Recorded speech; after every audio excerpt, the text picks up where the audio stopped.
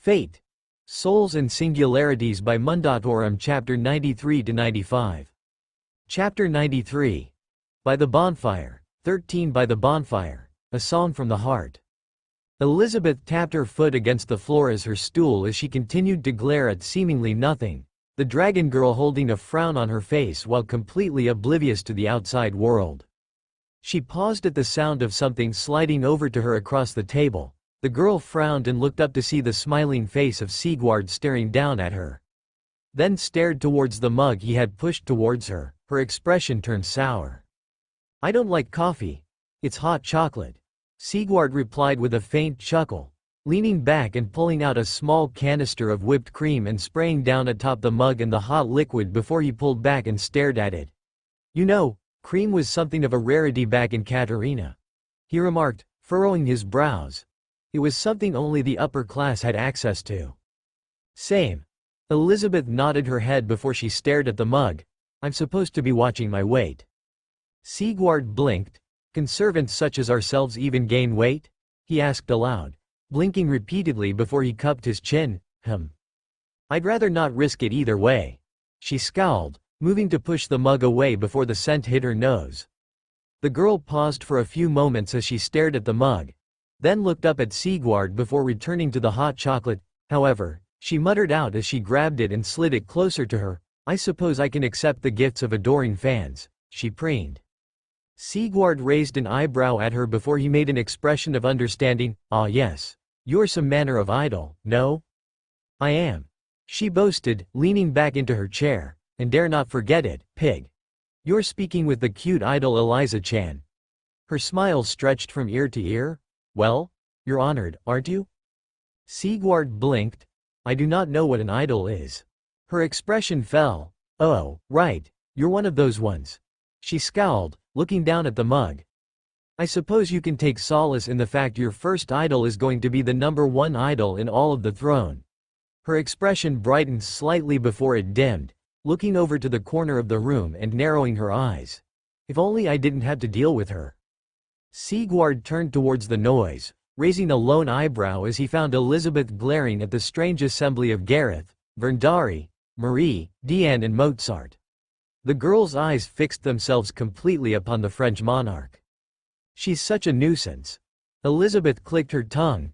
"That queen, she's a natural-born idol and she doesn't even realize it. Even with her flaunting that royal status of hers, she can just bat her eyelashes and make some kissy faces and suddenly she's got droves of people falling at her feet." Sigurd scratched his cheek. Is that I thought it was just being really popular." "Of course being an idol is about popularity, pig." Elizabeth groaned at the Katarinen. "That's the entire point. But I'm a pop idol without a stage. How can I even compete with someone who can be that popular with or without their proper environment?" Sigurd stared at her blankly. "I do not believe I would be the best individual to ask this of." "Obviously."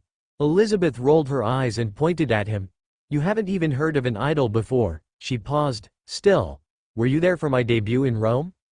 Furrowing his brows, the Katarinen blinked for a few moments in thought before he paused and slowly widened his eyes. "Ah, that at the start of the ceremony, that was you?" "Naturally." Elizabeth grinned. "Who else could such a voice belong to?" Sigurd made a strangled noise before he looked down at the girl and then back towards the kitchen. "What of the simulator?" he suggested. "It might offer you some manner of stage."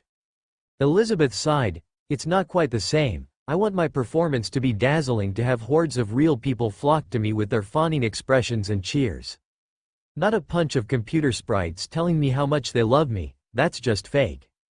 "I suppose you could invite some of the servants to attend," Sigurd proposed. "However, I would recommend some practice beforehand." Elizabeth stared at the mug with a frown. "Well, that's just obvious, isn't it, pig?" she muttered, moving the mug to her lips and taking a sip of the hot drink, leaving behind a small white smear of cream on her upper lip. Sigurd wordlessly slid the napkins over to her before he made his way back to the kitchen. The idol girl continued to stare at the mug before she let out a long sigh, then blinked. "A concert for servants, is it?" She paused before slowly nodding her head and sporting a wide smile. "You look like you've just opened up the Ark." Archer remarked as Sigurd wandered back into the kitchen with a distant expression. He saw Boudica give him a flat look in response, prompting the archer to simply give her a lazy shrug before he returned his attention to Sigurd. Well? I believe I might have allowed my kindness to get the better of me once again, Sigurd replied with a troubled expression, and some, if not all, of us might end up paying for it. Archer and Boudica raised their eyebrows at him in puzzlement. What exactly do you mean by that? Boudica inquired with a tilt of the head. Sigurd let out a sigh and rubbed his forehead. I gifted the small crossbreed girl a hot chocolate because she looked rather down, but it seems she was a little green with envy about some popularity trouble, he explained, then looked up at the two.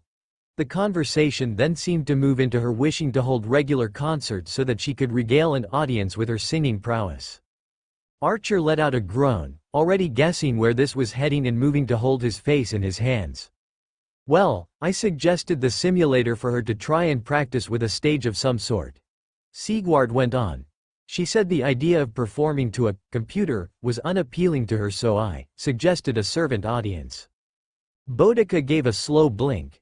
You mean you told the girl who can deafen people with her singing to invite everyone to a concert? Well, I didn't want to try and dissuade her from her dreams. The knight defended himself. She seemed so taken with the idea and it seemed wrong to talk her down. He paused, then blinked in realization. Also, I do not know if she would have even listened to me. She kept calling me pig. The knight stared down at his gut. I'm not that overweight, am I? Archer rolled his eyes and shook his head in exasperation. Boudica gave a light chuckle before placing her hand on the saber's shoulder in a comforting manner. You're not overweight. From what I've heard, she calls Master much the same, so for her it's probably just what she calls people. Sigurd's face scrunched up in confusion.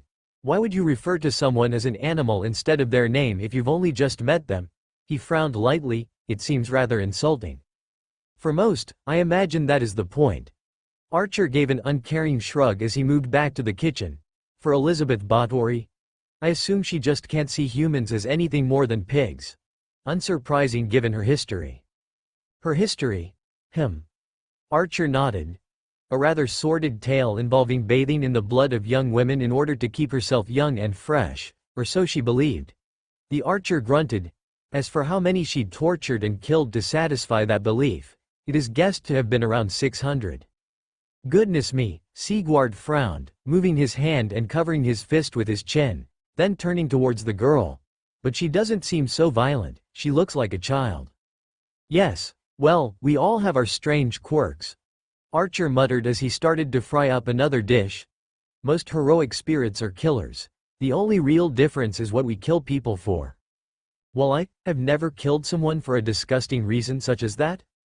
Archer cut him off. No, I suppose you wouldn't. However, that is something you need to remember.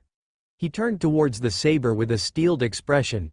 Most servants either get to the throne through their deeds, many of which involve taking lives with some notable exceptions. He nodded over to where Marie was. But they are few and far between. We all may look like ordinary people, but most of us have taken many lives. Well, I suppose when you think of it like that. All right. No, Boudica gave Archer a swat on the arm. There's a difference between killing some marauding bandit gang and killing a group of innocent women to bathe in their blood. Obviously. Archer sighed. But the point is most heroic spirits might not be as innocent as they appear to be. He nodded at Elizabeth. Make no mistake, that girl over there is just the first of many. That aside, Boudica turned back towards Sigurd and cringed at him. Really, after what happened at that little festival? Sigurd gave a nervous chuckle and a shrug of the shoulders. Sorry? Well, what's done is apparently done.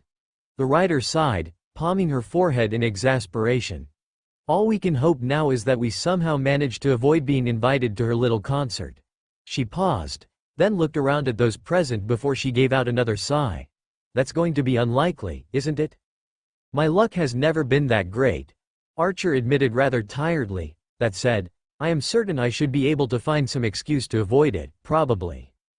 I feel as though we might be blowing this out of proportion. Sigurd chimed in, frowning slightly as he looked between the pair.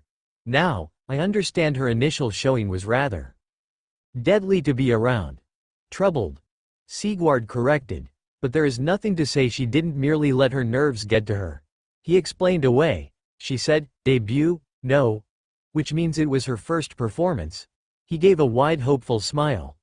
So perhaps her next time, with a much smaller crowd, will be less. He paused, failing to find the right word which wasn't flat out offensive. Boudica stared at him for a few moments before she shook her head at the night. I should hope you never lose that ray of optimism, Sigurd, she remarked, giving a light chuckle, although you should probably try to manage your expectations just a little. Well, I like to be a little hopeful sometimes, Sigurd rumbled, giving a look over his shoulder towards the idle girl. I'm sure she might eventually get to where she wishes to be. He paused. That said, I sincerely hope she does not partake in the activities which you claim to have marred her past. It's not like there are that many people left, Archer mused, and I'm told she prefers the blood of virgin girls. He turned around, smirking at the pair, and any of those are very likely to be servants who would be more than capable of defending themselves. Sigurd hummed, turning back to Archer then slowly nodding his head. I suppose there is that. Whatever else, he doubted that this was going to be a short-term issue. I don't understand, Ash bluntly stated as he stared at the cards in his hand with a slight frown.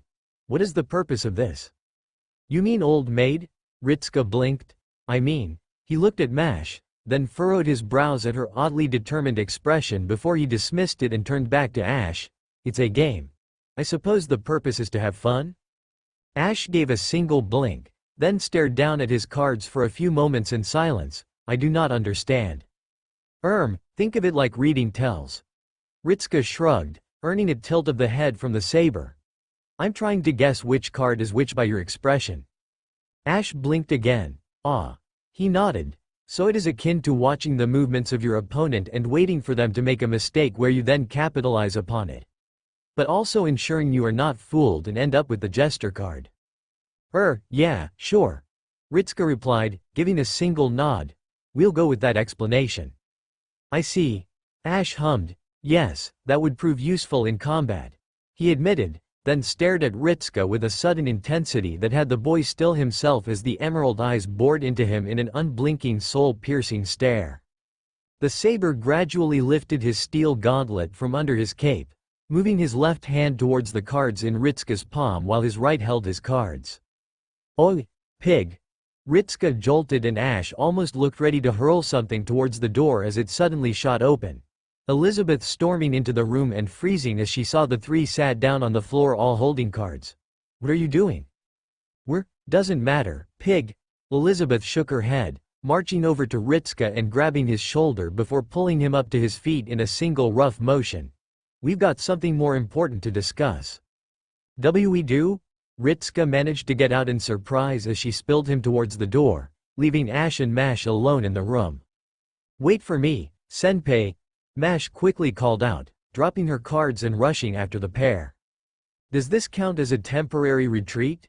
Ash called out as he slowly rose to his feet, placing his cards face down on the ground before turning and taking powerful strides after the group.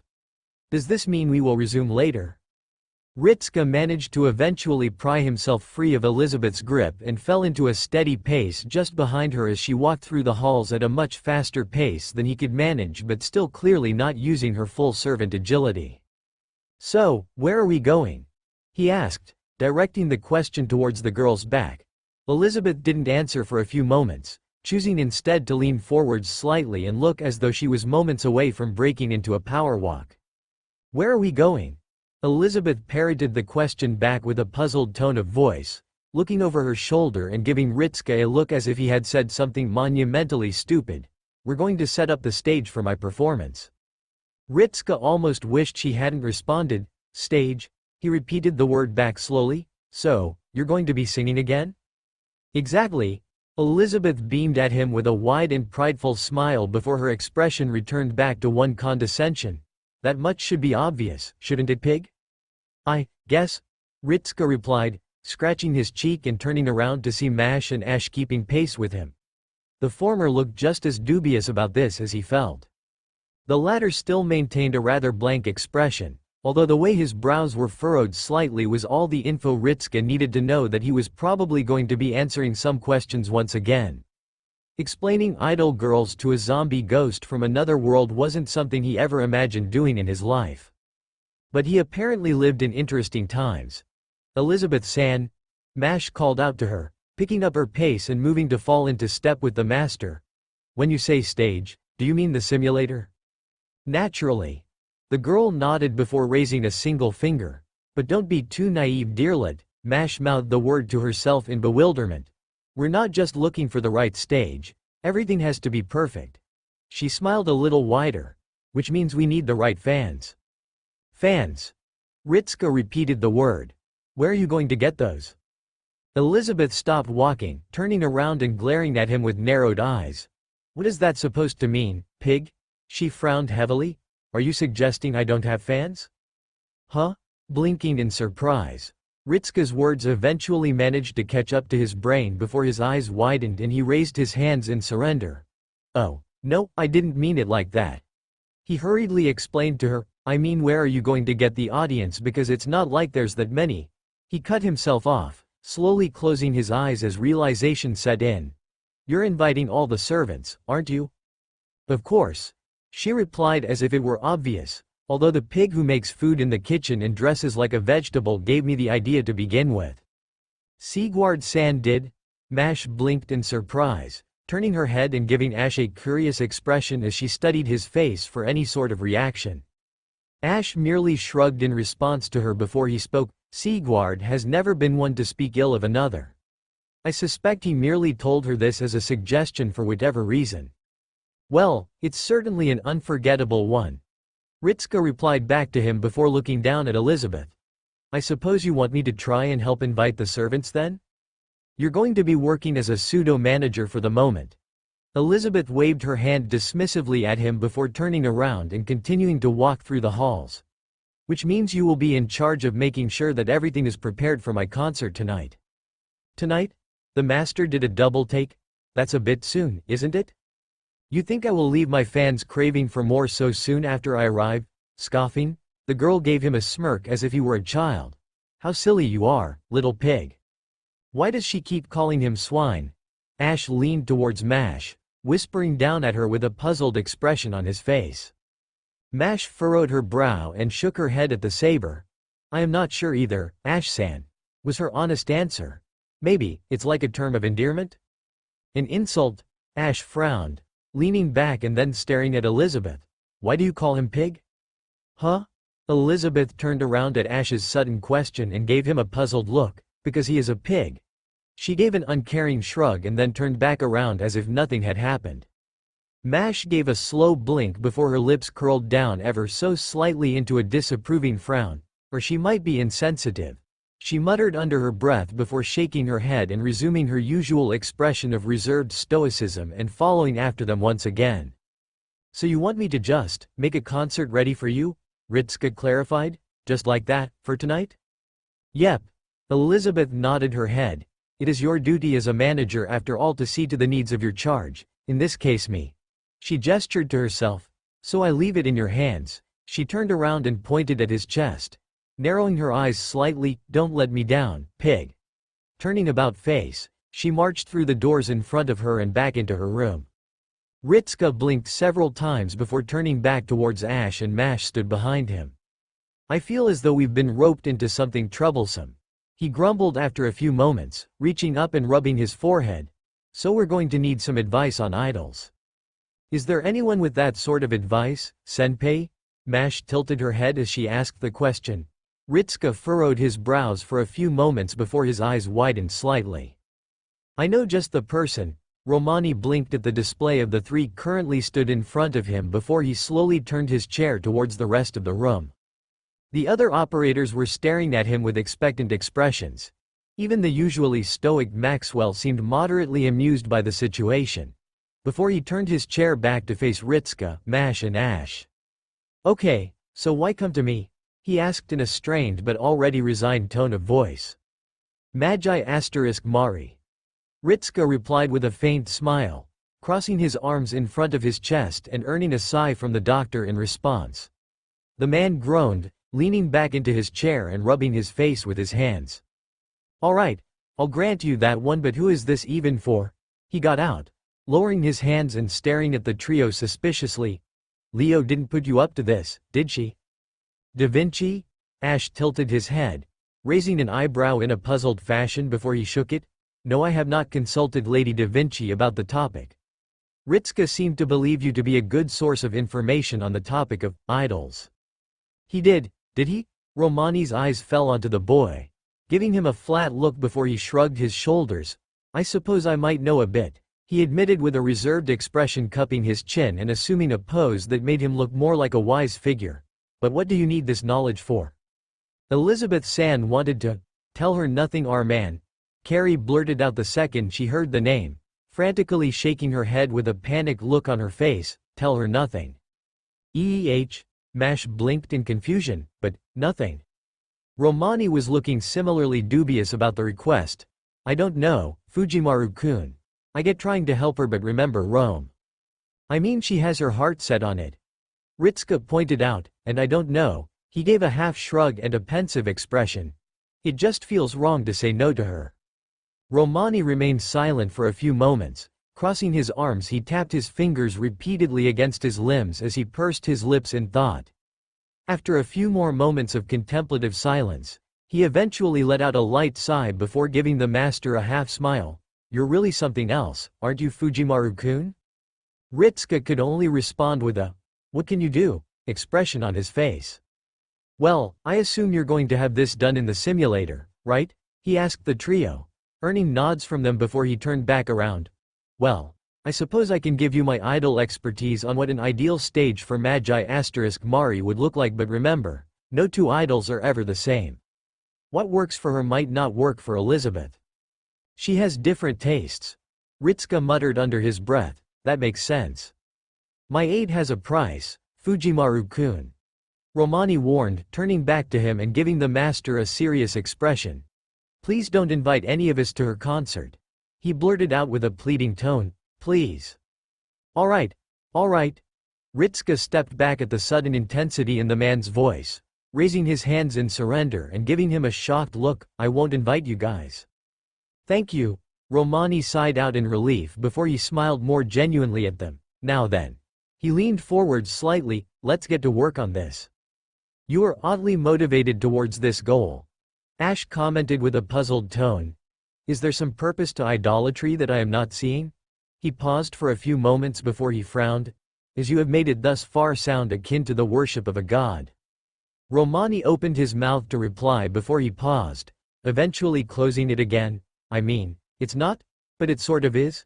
He winced. "I'm not going to be very good at explaining it to you, am I?" "I don't think anyone can explain it to him very well." Ritska pinched the bridge of his nose before he furrowed his brows. "So, finding out what she likes." "Senpei, didn't Elizabeth San say that Rome was her debut?" Mash pointed out with a thoughtful expression.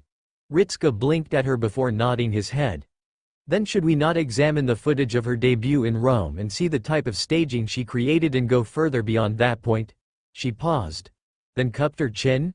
"It would be elementary to assume Elizabeth San utilized her own style for her debut, which we should be able to incorporate in setting up her stage for later today." Romani chuckled at her. "You really have been reading a lot of those Sherlock Holmes books, haven't you?" He gave her an affectionate smile as she paused and flushed with embarrassment. "I think you looked like a real detective there for a few moments, right, Fujimaru-kun?" "I think all she needs is the long coat and the pipe." Ritska chuckled at her, causing her face to turn brighter red. "Pete, please don't tease me, Senpei," Mash whined before turning to Romani. "And don't say unnecessary things, Doctor." "But you've made a good point, Mash," Romani encouraged her, turning around in his chair, "and you're actually right. She said her debut was in Rome, so if we bring up the footage and mute it to be safe, we should be able to see what she goes for." Elizabeth let out a heavy sigh as she stared at the mirror across from her, her long pink finger guards rapping against the desk before she leaned back in her chair. She wasn't entirely sure if she had made the correct decision not to oversee the creation of her stage. However, this was an opportunity for her to see if her master had what it took to be her manager. She was aiming to be the #1 idol in all of the throne, which meant that her master would have to have what it took to get her to that point. If they failed to create an adequate staging for her by the time she arrived, then she would know they were unfit to be her manager and she would have to look for someone else who could. She'd still stick around. If all of humanity got incinerated, then she wouldn't have anyone to perform for. She could hardly be considered the #1 idol if she didn't have the backing to prove any of it. Also, she really wanted to establish her position before anyone else had the opportunity to. She could just tell that the French queen could become an idol if she put her mind to it. The fortunate news was that at the moment, she didn't seem to be aware of just how powerful she could truly become in the entertainment world. This was her chance to assert her dominance, and to do that with all those heroic spirits coming here would mean she would need an exceptional manager. One who could deal with the stresses of short time constraints and everything else that came with being the manager of a soon-to-be popular idol girl. Her mind drifted back to her debut and she felt that ugly sensation well up in her again. Despite what everyone else thought, she wasn't all that ignorant when it came to her performance. She was aware there might be a few teething issues. However, a true manager would stick through all of them and help her become the perfect idol. If the pig called her master was indeed her manager, then this was his opportunity to prove it. "You're crazy if you think I'm helping out with that again." Pharaohs instantly shut Ash down as he asked. The saber frowned before nodding his head in response. "Besides, I've got other projects to work on as well. As happy as I am I got to make speakers, I'd rather not go through what happened in Rome." "Understandable," Ash affirmed without much in the way of resistance. It was unpleasant to witness. "Why are they even doing this anyway?" "I do not know." Ash shook his head. "I have not had it explained to me, nor have I been informed quite what an idol is. I am left to assume it in some part relates to idolatry." Pharaohs squinted at him. "You mean like worship?" she asked in an odd tone. At his nod she reached up and scratched her cheek. "Well, that is certainly a bit weird. Although I heard that there was this cult which worshipped dragons, so maybe it's like that." Ash blinked, then nodded his head at her. "The way of the dragon." He muttered out in sudden realization, "I had not considered that possibility. Perhaps it is because of her crossbreed nature and her dragon blood that none can understand her wailing. Or she just can't sing." Pharaohs pointed out with a half shrug. "That's a possibility as well. None have the dragon blood to my knowledge." Ash replied, "Save the Kioiheim woman. However, she appears to have some rivalry or hatred of the girl. Considering she presented the warning, perhaps it is unpleasant to her as well." "I really can't tell you." Pharaohs shook her head in response, crossing her arms and leaning back slightly. "However, you don't know why they're doing all this?" Ritska said he would feel bad if did not aid her. Ash replied, "As a master, I am told he has a duty to ensure his servants are kept content and they, in turn, have a duty to serve him. I assume he is doing this because he understands his duty compels him to aid her regardless of his personal feelings." Pharaohs grimaced slightly. "Well, not like I have a duty to her." "No," Ash agreed, "but you do have a duty to Ritska." He pointed out. The woman paused and slowly turned back to him. "As his servant, he has given you the command to aid him regardless of your personal feelings. Therefore your aid is expected." Pharaohs stared at him for a few moments in silence before she let out a long and pained sigh. Waving her hand, "Fine. I can get you your strode lights?" She muttered out the word. "I don't even know what those are. When do you need them?" "Within the next 7 hours." "Well then." Pharaohs shrugged before cracking a grin. "I've never worked on such a tight deadline before, so this is going to be something. Also never heard of a strobe light before." She turned around, closing her room door behind her and leaving Ash alone in the hallways. The unkindled turned away from the door and started to move away before it suddenly opened up again and Pharaoh's arm lashed out and clamped down around his. "Where are you going?" She frowned at him before dragging him inside. "I need help with all the heavy lifting." "Slide it a little to the left," Ritska called out, waving his arms to punctuate the point. "A little bit more." He then held up his hands. "All right. Stop," turning to his left. "How is that looking?" Archer crossed his arms, giving it a discerning eye before turning to Arash. "It looks even enough to me. You?" "I'd say it's looking good." Arash gave a smile and an affirmative nod towards the master. "Although you could have asked the simulator to do all this for you, you know?" Feels a little bit like cheating if I did that. Ritska replied, then gave Verndari a thumbs up. All right. It's good there, thanks for the help, Verndari. Nonsense. Shaking her head, Verndari leaned back. I am always happy to be of use, my liege, regardless of the manner of task you have me perform. Ha ha ha ha. Leonidas let out a booming laugh as he leaned against the large speaker he had pushed near the stage. This barely counts as a warm-up for myself, however, I welcome any form of exercise. You remind me very much of some of our old drill instructors. Verndari called out to the man with a slight hint of nostalgia. Although they were much less rigorous than you, I must admit. I assumed so. Leonidas nodded his head towards the disguised woman. I have seen your training regime. It is certainly useful for one who has never exercised before, however it lacks the essentials to truly push the upper limits of the human body. He raised his hand to his head to emphasize the point, and then go beyond those limits. He raised the hand even higher. I see, Verndari muttered out, however, it would not do if our liege was driven into a state of exhaustion by pushing themselves beyond their true limits. They pointed out. Leonidas shook his head. I have done this thousands of times over. He affirmed to her, I am confident in all my techniques. He turned towards Ritska. However, I am curious what we are doing with this gear. I admit my curiosity, my liege. Verndari turned to face him, tilting their armored head. When you called for the servants to assemble in the simulator. With the exception of the stone bishop. I assumed we might be running practice drills. I was not expecting us to assemble. She gestured to the makeshift stage. Whatever this is. She paused. I mean no offense. It's fine. Ritska assured her with a gentle smile. We're actually helping to assemble a concert for Elizabeth. The room turned silent. We're doing what now?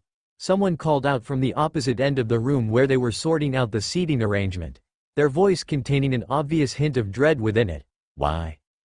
Because she asked us to, Ritska replied, and because I thought it would be a nice distraction to kill time while we wait for Roman to find another singularity. He paused. Also, I think group work like this is really good at building up a team dynamic. This isn't a team dynamic. Mozart called out. This is lining ourselves up to be whipped. What are we, masochists? Be quiet, you pervert. Marie slapped him on the arm. It wouldn't surprise me if you were a masochist. I will neither confirm nor deny such baseless accusations. Mozart pressed a hand against his chest and leaned back in mock pain. Although getting shouted at by you does things to me. Marie rolled her eyes at him while Deanne gave him a look of veiled disgust before they all returned their attention to Ritska. So, do we have to stick around for it? Mozart called out with a slight hint of desperation in his tone. Yes. Ritska called back, earning groans from all around him which prompted a frown to form on the master. All right. All right. He held up his hands. I know she might not be perfect, but she's trying her hardest here and clearly wants to achieve this. Maybe we are all going to end up regretting it before the night is over, but I would regret it if I never made the effort to help her. He gestured towards the stage. This right here is what we're fighting for. Bad music. Ye know, he called back to the voice, doing insane nonsense like this because it's fun. We're all going to put together a concert for Elizabeth Báthory with help from a legend of Ireland, Persia, Britain and even from another world. He threw his arms wide. Maybe it will suck, but I'm sure as heck going to put my all into making sure Elizabeth enjoys every moment of it because I want to and because when else are we ever going to get an opportunity to do something like this? The room fell into another silence as they looked around, sharing glances with each other before many of them just shrugged their shoulders and returned their gaze onto Ritska. Nice speech, kid. See you shouted back, raising a thumbs up at him. Besides, rushing off half-cocked towards a shit situation is how half of us ended up as heroic spirits in the first place. He cheered, waving his hands. Come on. Let's set up this battlefield, guys. Well, I wasn't quite thinking of it like indeed. Sasaki chuckled from where he was leaning against one of the walls at the side of the simulator. While I cannot ever claim to have seen a battle like this, I am one for new experiences.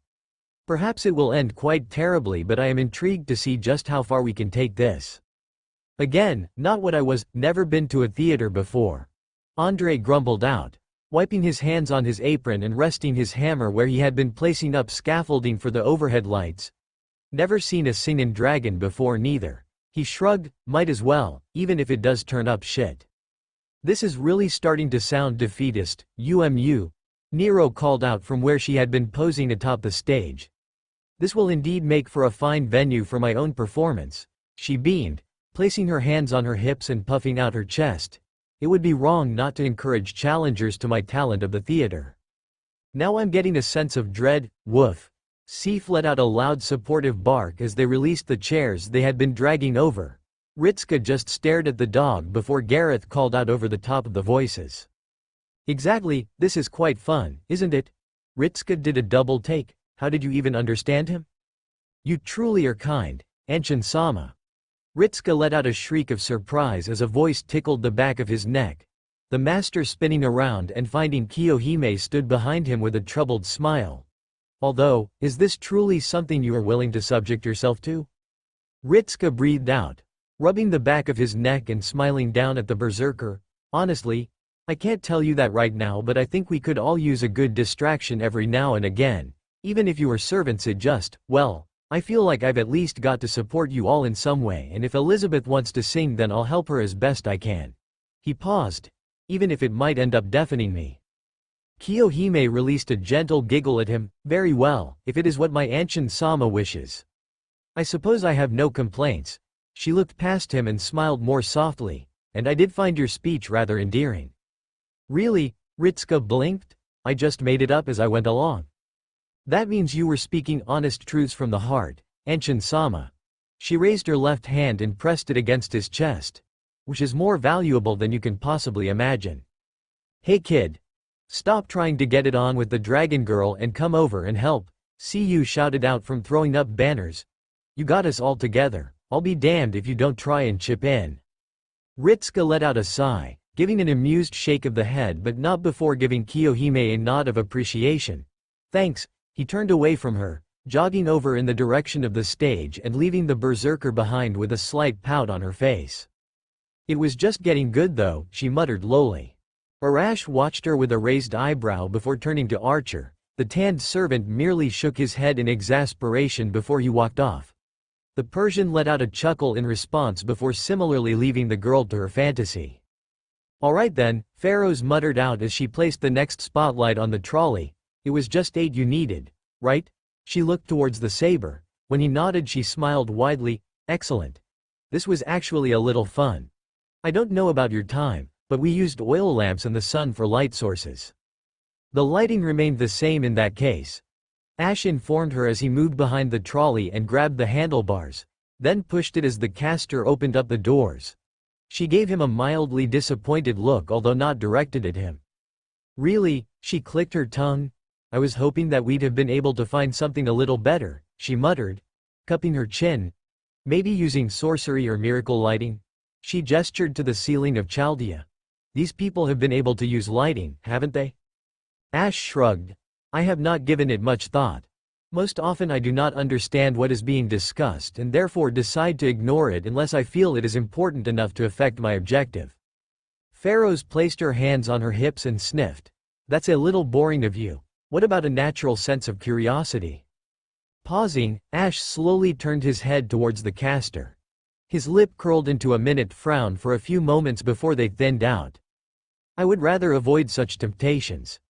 He replied curtly, pushing the trolley once again. I have suffered many times for my curiosity enough to know it is best to avoid pushing the limit of it. Why have limits if you aren't going to break them? Pharaohs asked, falling into step with him and pointing at the spotlights. That's why I helped build those things anyway. I'd never even considered the idea of using miracle power for lighting and yet here we are. Imagine what I could have achieved if I knew I could do that. Ash remained silent as he pushed the trolley, not looking down at her, which earned him a roll of the eyes from the caster. You're just one of those I like being boring types, aren't you? She sighed before shrugging her shoulders uncaringly. It's fine. I have met many like you in my travels, so I'm not too bothered by it. She paused for a few moments. So are you going to remain for the performance? Unless I am told not to, yes. Ash nodded his head. I find it best to accompany Ritska at all times when my aid has been requested. He paused, furrowing his brows. I also wish to know why he has gone to such lengths for this activity. I'd like to assume it's fun, but given that we've actually listened to her singing voice, she trailed off with a grimace. I can't assume anything after that. The pair fell into another silence as they approached the doors to the simulator. The doors hissed open and allowed the pair entry into the large room. Ash paused as he gazed around the location, his lips pursing and brows furrowing slightly. Senpei, he heard Mash's voice echo out, Ash-san and Pharaoh's-san have arrived with the lighting. Good. Ritsuka's voice called back. Ash turned to the direction of it to see Ritsuka standing atop a podium while looking as though he had been adjusting some manner of ornament. The master turned towards the entrance and soon spotted the pair. A relieved smile spread across his features as he jumped down and jogged over to them. I wasn't sure you'd get them ready in time. You doubt my ingenuity?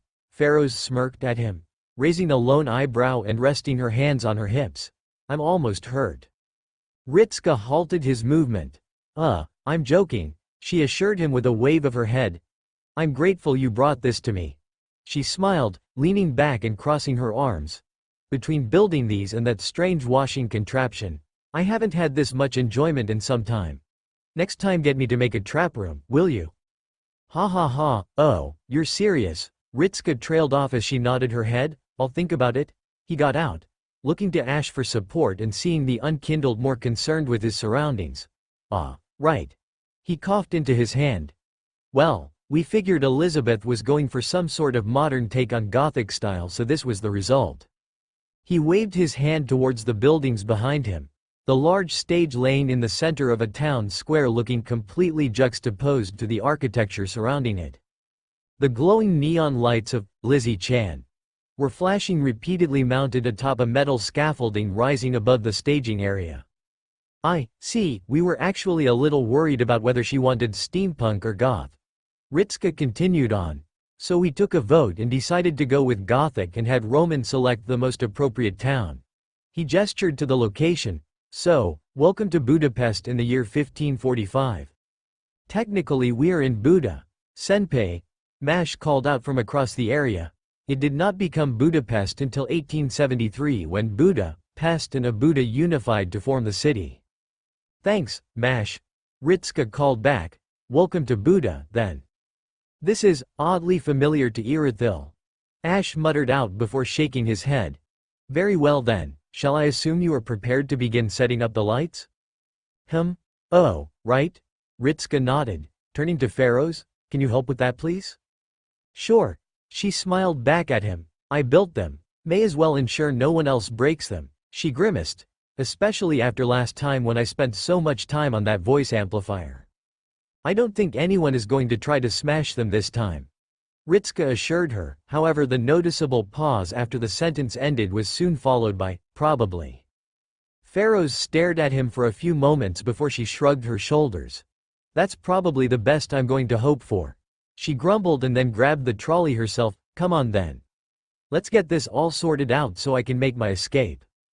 Elizabeth noted the halls were mostly abandoned, not that they were usually populated, but they felt more empty than usual, as she continued her trek towards the simulator where Pig had told her to go. The fact he was summoning her meant that he had at least been able to fulfill her request. Or he was planning on begging for her mercy for his failure, one of the two. That said, even if he had succeeded there was still much to consider when it came to a proper staging. Lighting, location and design all had to be taken into account. She supposed she could overlook some initial mistakes considering it was his first attempt. Coming to a halt at the door, she pressed the entry button and walked inside. She promptly gaped in shock. Rows upon rows of familiar houses of her home country littered her vision. A slightly dark gray overhead cloud system which was neither depressing nor overly joyful. Her eyes fell upon the cobblestone road at her feet as she soon began to walk across it. Her ears were already picking up the sounds of chattering from up ahead as she navigated through the rather simple layout of the city. She could vaguely see flashing lights just above the crest of the next incline as she approached as the voices got louder and louder. As she crested the small hill, her eyes widened and her jaw almost unhinged. Lying dead in the center of what would have been the market was a colossal stage which looked as though it had been pulled from several centuries in the future. Lining the upper sections of the metal struts at either side were rows of spotlights which shifted from color to color as they roamed freely towards the large assembly of servants and some staff gathered there. "There she is," she jolted at the voice, immediately noticing the pig pointing towards her with a smile. She noticed the other servants all turned to her with mild expressions of dread on their faces quickly being hidden behind polite smiles. She couldn't hide the jubilation she felt, nor did she even bother to as she strutted down the street towards the staging area, making sure not to look too excited as she did so. Ritsuko was waiting for her with his arms crossed in a relaxed posture. "We tried to look at how your debut went and based it off that," he explained to her, gesturing behind himself. "What do you think?" She stared at it for a few moments before her lips twitched upwards. "I suppose it is fitting for me, although I wouldn't be adverse to some improvements." She looked around. The scenery is missing a few chains, but other than that, she missed the way several servants furrowed their brows as the suggestion of chains. "I would say for a first time it is adequate." Stepping past him, she walked towards the stage and manifested her spear in her hands and twirled it so the microphone section was near her face before climbing into the spotlight and spinning around. "I suppose I can humor my adoring crowd," she called out, unable to hide the excitement at the time. She didn't care that much for the pained expressions on their faces. Right now she was happy. Ritsuko took a seat next to Mash and Ash as he waited for Elizabeth to start singing. The saber leaned towards him and whispered out, "Why did we do this?" "Because it was fun," Ritsuko replied back, "and because I wanted to." He shrugged. It seemed harmless enough and it was a way for everyone to get involved. He paused. Even if it might turn out a little, he trailed off meaningfully. Ash stared at him in silence, then leaned back into his chair and stared at Elizabeth. "Fun? That was what we did this for?" "Yep." Ritsuko smiled, nodding his head and suspiciously moving his arms to be in close proximity to his ears. Ash's lip curled down slightly at the reasoning, however he didn't voice his objections aloud. No matter how much this was troubling to him. "Prepare yourself for the new hit idol of Chaldea." Elizabeth's voice boomed through the speakers as she took in a deep breath and called out through it, "BWAAAHHHHH." Ash's expression tightened. This was par for the course every time someone did something for fun. Welcome to Fanfic Audiobook, your go-to place for immersive audiobooks. If you enjoy the content, don't forget to like the video and subscribe to our channel for more amazing stories. Chapter 94. By the Bonfire. 14 By the Bonfire. Connections. Arash gave Boudica a grateful smile as he picked up the plate, the writer smiling back at him before she nodded down at the plate. "Sorry if I didn't get it right." She leaned over, placing her hands on the side to support herself. "My first time trying to make something other than stew." "Ah, it's fine." Arash waved off her concern. "You didn't have to go this far for my request anyway." "I know," Boudica replied with a shrug, "but I suppose I felt like it. We've got a lot of recipe books here and I just thought it would be nice to try and branch out." Chuckling, she gestured to the rest of the cafeteria. "With so many different servants here, I thought it might be best to try and bring out some of the different culinary cultures." "I suppose that's a nice thought," Arash admitted as he stared down at the tachin on the plate. "But I suppose this was a rather adventurous first try for you, wasn't it?" "I wanted to be a little creative." Boudica smiled, then raised her hand to gesture behind her. "That and I suppose Sigward inspired me to try something new." She paused for a few moments before she continued on, "That said, I'm probably not going to do this that often." "Ah, you shouldn't feel pressured to." Arash shook his head at her. "I'm fine with the stew you usually make anyway." He raised his plate up. "That said, it's nice to have some food from home every now and again." "I suppose it is." Boudica nodded her head, then looked over her shoulder towards Sigward as he made himself busy near one of the ovens. Her expression became unreadable as she continued to stare at the oblivious saber. Arash followed her line of sight before he looked between the two of them for a few moments, eventually letting out a gentle sigh. "Troubles you that he can't taste it, doesn't it?" He spoke in a quiet tone, earning a hum of affirmation from the writer. The woman turned back to him with an uneasy frown on her face. "Yeah, She admitted, I can tell it troubles him as well, but I think he's just trying to accept it. Sighing, she turned back to the archer. All he can really taste is that glowing stuff, but it doesn't really have any taste to it. Arash nodded. I know. That said, I don't know if there's much we can do for him. I'm worried there's not much anyone can do for him. Boudica muttered back, shaking her head and wiping the distraught frown from her face. That said, he'd probably try to tell me not to worry about him so much. He's more concerned with others than himself. Arash chuckled, backing away from the rider. That's always the most difficult sort to try and do anything for. Tell me about it. Boudica groaned, shaking her head and waving her hand to shoo the archer away. Now get to eating that and don't hesitate to tell me how I did. I've got more mouths to feed. Ha ha ha. Letting out an honest laugh, Arash turned away from her while waving goodbye.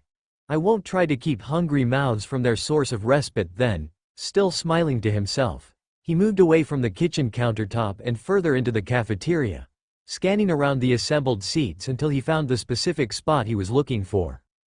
Turning his body in the direction of the individual, he marched onwards with great purpose towards the corner of the room, the seat situated near enough to the very back and close to one of the potted plants. It was practically hidden away from the rest of the occupants, but his eye was sharper than most. Try as she might, she wasn't actually that good at hiding herself. I'm beginning to feel as though I'm less interesting than the plants, he called out as he was close enough, earning a squeak of surprise from the woman, and she turned to the direction of the voice while dropping her spoon on the table. Considering how often you prefer to sit with them than me.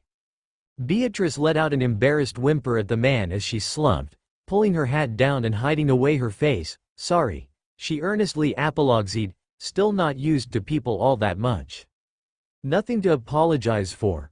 Arash dismissed, gesturing down to the empty seat opposite her. May I? Huh? She blinked, looking up at him before her eyes tracked to his desired location. Oh, yes, she nodded. You can. Thanks, he smiled at her, placing his meal on the table and taking a seat. He looked at her bowl of glowing liquid before giving an understanding nod. Esta soup? MMMH. The girl nodded in response, sifting her spoon through the glowing foodstuff and raising it up to her mouth before swallowing it. Only thing we undead can eat, so, she shrugged her shoulders. It's nice enough though.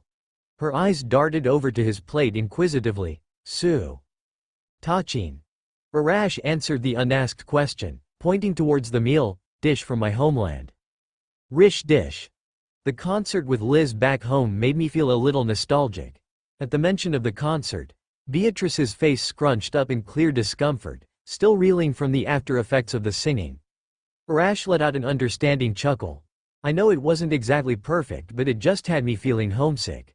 He pointed his fork over to the kitchen. I just asked as a favor and they were more than happy. Beatrice nodded her head in response. Don't really have a homeland that I know of. She admitted. I grew up in Lordran, but I spent my time in the woods. Letting out a nervous chuckle, she looked at Arash. We didn't really get out to visit the others all that much. Shame.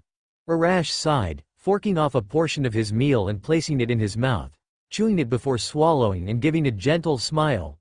Yep. He paused, noticing Beatrice looking at him before he stared at his food and then back at hers. His eyes widened before looking away in guilt as he raised his free hand to hold his face. Sorry. He apologized. It just slipped my mind with your situation. Here I am sitting here and stuffing my face with. Oh, no. Beatrice dropped her spoon and waved her hands at him. No, don't apologize. It's nothing to feel guilty over. Honestly, she pulled her hands back. Really, it's fine. I don't mind it all that much. She nodded around her. I wouldn't actually come here if it bothered me, she muttered out. Arash sighed. Still, as long as you aren't forcing yourself. He replied to her, just let me know, servants don't really need to eat. Neither do undead. Beatrice chuckled. It doesn't do much for us but, well, some continued because of routine. I suppose if you do something often enough it would just feel strange not to do it. Arash admitted with a sage nod as he took another bite of his meal. Still, he looked around to the others in the cafeteria before coming back to the caster. How come you're always by yourself? Beatrice froze. Her eyes darted away from him for a few moments before she slumped down into her chair. I just don't like to bother people is all. Come on. Arash chuckled, they're good folks. For the most part, and I'm sure none of them would have a problem with you. He encouraged with a wide smile. It must get pretty boring having no one but me to talk to. I'm fine with that. Beatrice hurriedly explained before she paused again, flushing slightly. It's just that, you know, I didn't really talk to that many people before. She let out a nervous giggle. Actually, it's taken me a while to muster up the courage to speak to you properly. Oh yeah. He realized with an encouraging laugh. You seem a lot more confident around me than when we first met. Nodding at her, he then gestured to the rest of the room. I'm sure you can find some friends in no time. Really? Beatrice whispered out in a slightly unsure tone of voice. Because I don't think I have that much in common with them. She frowned. I don't actually have all that much in common with you now that I think about it. None of that now. Arash dismissed. If everyone had something in common with everyone else, the world would be a pretty boring place. No two people are ever really the same, and that's good. Looking around, he soon spied a target and pointed over in their direction. In fact, take them. Slowly turning her head, Beatrice furrowed her brow when she saw one of the crossbreeds, Kiyohime, engaged in discussion with Sigward regarding something. Although she personally had no idea what it was that they could be discussing, maybe food. Those two should have nothing in common, and yet every time I see them, they're always engaged in conversations with each other. He chuckled merrily, bringing Beatrice's attention back to him. I'm not sure what it was that had them first meet, maybe cooking, but they get along well enough with each other. The witch gave a slightly odd noise before shaking her head. I don't think I could be like that. She admitted after a few moments of thoughtful silence. Eventually she shook her head. I don't think I'd want to be like that. No? Arash tilted his head, his brows furrowing slightly. Why not? He asked in a more curious voice than accusatory, his tone holding no judgment within it. People don't really trust witches. She replied after a few moments of silence. The incident with Havel is definitely more volatile than I ever had before. And won't happen again. Arash assured her, earning a grateful smile from the woman. I know that, but most of the time it's just a feeling of being unwelcome. She shrugged, shrinking herself slightly. I don't know how else to describe it. It's like, you being around them is wrong in some way. Beatrice shook her head. Anyway, I just don't think I'd be able to function with big crowds of people before. She released a mirthless laugh. Then again, I'm a witch who lives in the woods, wears rags and makes catalysts out of moss and twigs. Who'd want to associate themselves with me anyway? I mean, I do. Arash pointed out. Master doesn't seem to mind either. That's not really the same, Beatrice muttered, giving the archer a wide-eyed stare. And not that I'm not grateful for something, but it's just that, with Ritska, he's like that with everyone, so I don't know if he's being kind to me because I'm me, or if he's being kind to me because that's just how he is. Kindness for the sake of kindness. Arash murmured under his breath, cupping his chin with his hand and giving a thoughtful hum. I suppose I can't answer that all that much. But I wouldn't say that the kindness you receive from him is less because he does the same to everyone, more that the kindness he shows you is proof that he does not think less of you than others. Beatrice remained silent as he spoke, eventually returning to scoop out another mouthful of her Estes dish. The pair fell into a comfortable silence as they continued to eat. When she was finished, Beatrice placed the spoon in the now empty bowl and stood up. Thanks for keeping me company. She nodded to him once, then turned around and made her way back towards the counter. Arash watched her go with a troubled frown on his face before he directed his attention back towards the seat she had been occupying. He leaned back against his chair and scratched his chin in thought. Rolling his jaw, he eventually gave a single determined nod. Clearing up his own dishes, he stood up with a new goal in mind. It might be a little invasive of him, but what was a hero if not someone who stuck their nose where it didn't belong? What Beatrice really needed was some genuine friends. Although that just left the question of where he could actually find some for her. As hidden from our initial scans, but it's since shown up now. Arash could already hear Romani's voice as he approached the medical center. The doctor clearly speaking with someone else as he only caught the tail end of their conversation as the door opened up and the man and his guest stepped outside. What do you make of it? Arash blinked in surprise at the rather unlikely duo. He paused as he watched Ash converse with Romani with an unusually apprehensive expression on his face. Romani pursed his lips. At the moment, I don't know, it's only just shown up, but from the looks of things it's constantly active. Giving a shrug, Doctor crossed his arms in front of himself and shook his head. It would go a lot faster if we had help from. As long as it is not detrimental to my state of being, it should not take precedent. Ash cut himself off, directing his attention to his right and locking eyes with Arash. The archer watched as, for a split second, a hint of surprise and worry flickered through the unkindled eyes before they returned to their original calm state. Arash, he nodded in greeting. Romani turned towards the direction of the archer with a far less subtle element of surprise about him, eyes wide and mouth slightly agape before attempting to compose himself as best he could and utterly failing. Arash looked between the two of them before directing his attention towards Ash. Is something the matter? Ash stared at him in silence for a few moments before he spoke in a slow voice. Not at all. Arash paid particular notice of how Romani's eyes flickered to the saber with obvious worry before they fell back upon the archer. You sure? He asked again with a hint of concern, because it sounded like something was going on. Ash opened his mouth to reply again before Romani jumped into the conversation. Jade just running some more tests to make sure there are no after effects of Ash putting a Holy Grail in his chest. The doctor blurted out quickly, his tone shifting to be more clinical the longer he went on. At the moment I can't see any signs of long-term damage, but it never hurts to be careful. Arash gave the pair a nod of understanding. Makes sense. He affirmed to himself, make sure not to push yourself too hard. He pointed towards Ash with a gentle smile. Just because we can get resummoned, Romani stilled, doesn't mean we should get careless. Indeed. Ash nodded his head once, speaking in his usual cordial voice before tilting his head. Was there something that you needed?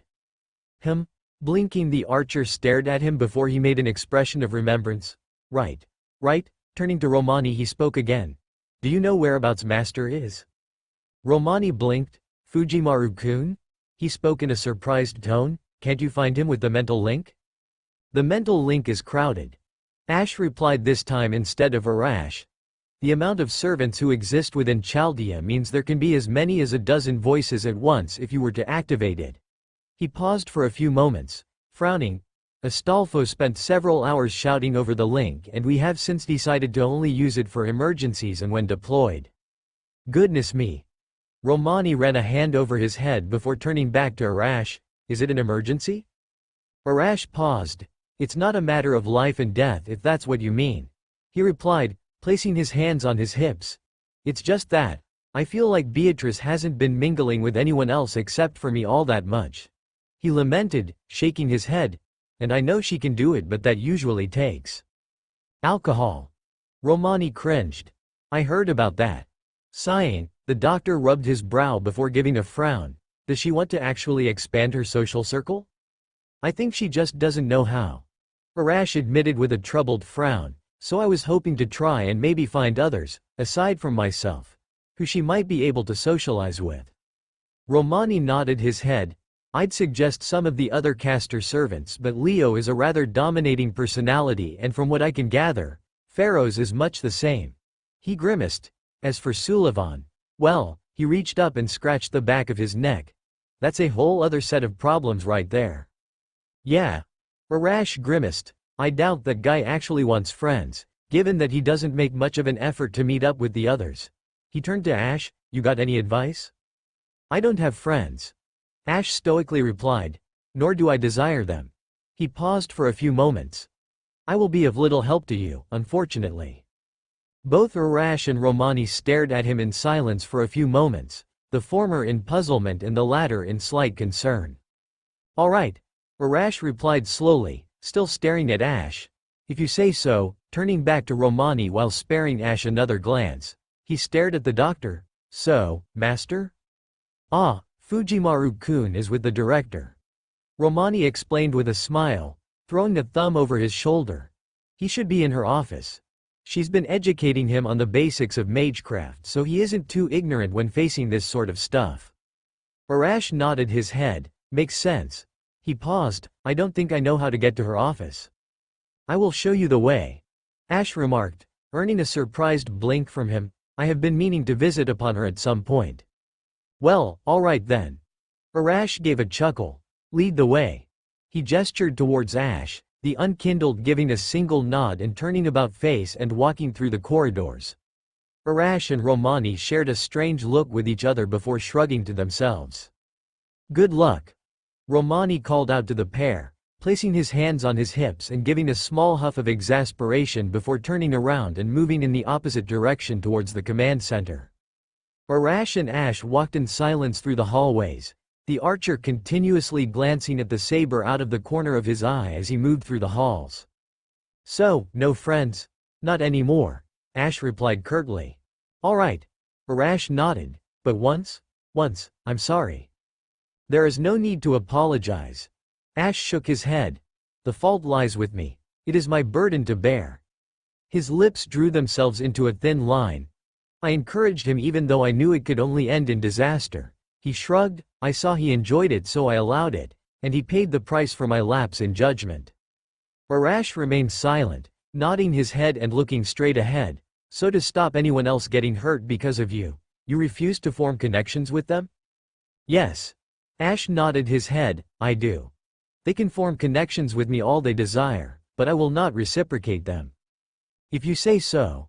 Arash shrugged. Sounds awfully lonely, but I won't force you if you think it isn't right. Ash frowned slightly. Is this not what you are doing with Beatrice? Close but not quite. Arash shook his head. You've already decided not to make friends. Betty doesn't know how to. She's a social girl and when she gets talking about something she loves she really is passionate but she just doesn't have anyone to share that passion with. Her persecution as a witch. Ash guessed. At Arash's curious expression he elaborated further. I knew a witch of dark by the name of Carla. She too was persecuted for her talent with it. He paused. She taught me the art of abyssal flames. Sounds like you didn't judge her all that much then. I freed her from her prison. Ash admitted. We were not friends. He reiterated at the expression of intrigue on the archer's face. But I believe she did care for me as a student and I cared for her as a master. That's perfectly fine. Arash chuckled. Anyway, I just want to see if Betty can get out there and make some friends beyond myself. Giving a slight incline of the head and an uncaring shrug, he continued on, however, if she doesn't want to then I'll step back and leave her be. You can't force friendships between people. He paused, turning to Ash once again. Although I am a little curious about why you are so attached to the director. The saber blinked once. Is there some reason not to be? I'm not scolding you or anything. Arash assured him. I'm just a little curious is all. I prolonged her life past the point where she would have died. Ash replied, as such, I believe that I have the duty to ensure that she does not suffer greatly as a result of my own actions. His eyes turned straight ahead. If she were to suffer past a point that I deemed acceptable, I would personally take action to correct this. Arash chuckled, shaking his head. That just means you're worried about her then. He walked alongside the saber. Well, I can chalk that down to, doting guardian, in that case then. I suppose you certainly act like it at times. Ash tilted his head. Doting guardian. Means you're extremely fond of her. Arash clarified, rather uncritically as well. I would not say uncritical. Ash remarked with a hint of puzzlement. She is quick to temper at times and often overlooks certain situations because of her nerves. I was joking. Arash quickly assured the saber, raising his hands in mock surrender. But still, I suppose it shows there is more than one method of caring for someone if you don't consider them a friend. The pair entered the elevator at the end of the hall, the door closing behind them with Ash pressing the necessary button before the doors closed. These things really are quite remarkable. Arash mused, looking up at the floor display with a hint of wonder. Normally we'd have stairs or something when I was alive. Lifts were usually operated via a pulley system and a large lever where I come from. Ash admitted before he stared down, or a large button built into the actual lift itself. So you had something like this as well then? The Persian commented with a nod. I suppose that doesn't make this that big of a shock to you then, does it? Not really, Ash replied as he looked back up, then squinted at the buttons. although lifts would often stop on only 2 floors. Normally, to get off the floors between, you would have to throw yourself from the lift and hope you did not miss the jump. Arash turned and stared at him. What happens if you miss? It is a long drop. Ash simply replied. Arash grimaced. Considering what Ash was, that left little to the imagination as to what he was implying. Well, good news is that we don't have to worry about that here. So, without ether, the gods started to lose their power. Ritska replied with a hint of uncertainty. Olga gave a single nod in response. True ether at any rate.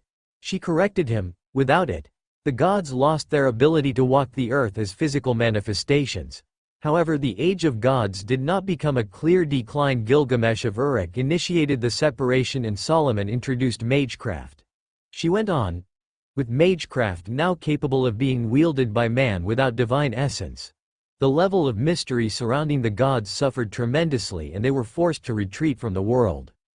Ritska gave a slow nod of the head. So, Gilgamesh and Solomon put an end to the Age of Gods? There were many contributing factors and the Age of Gods ended at different points for different lands.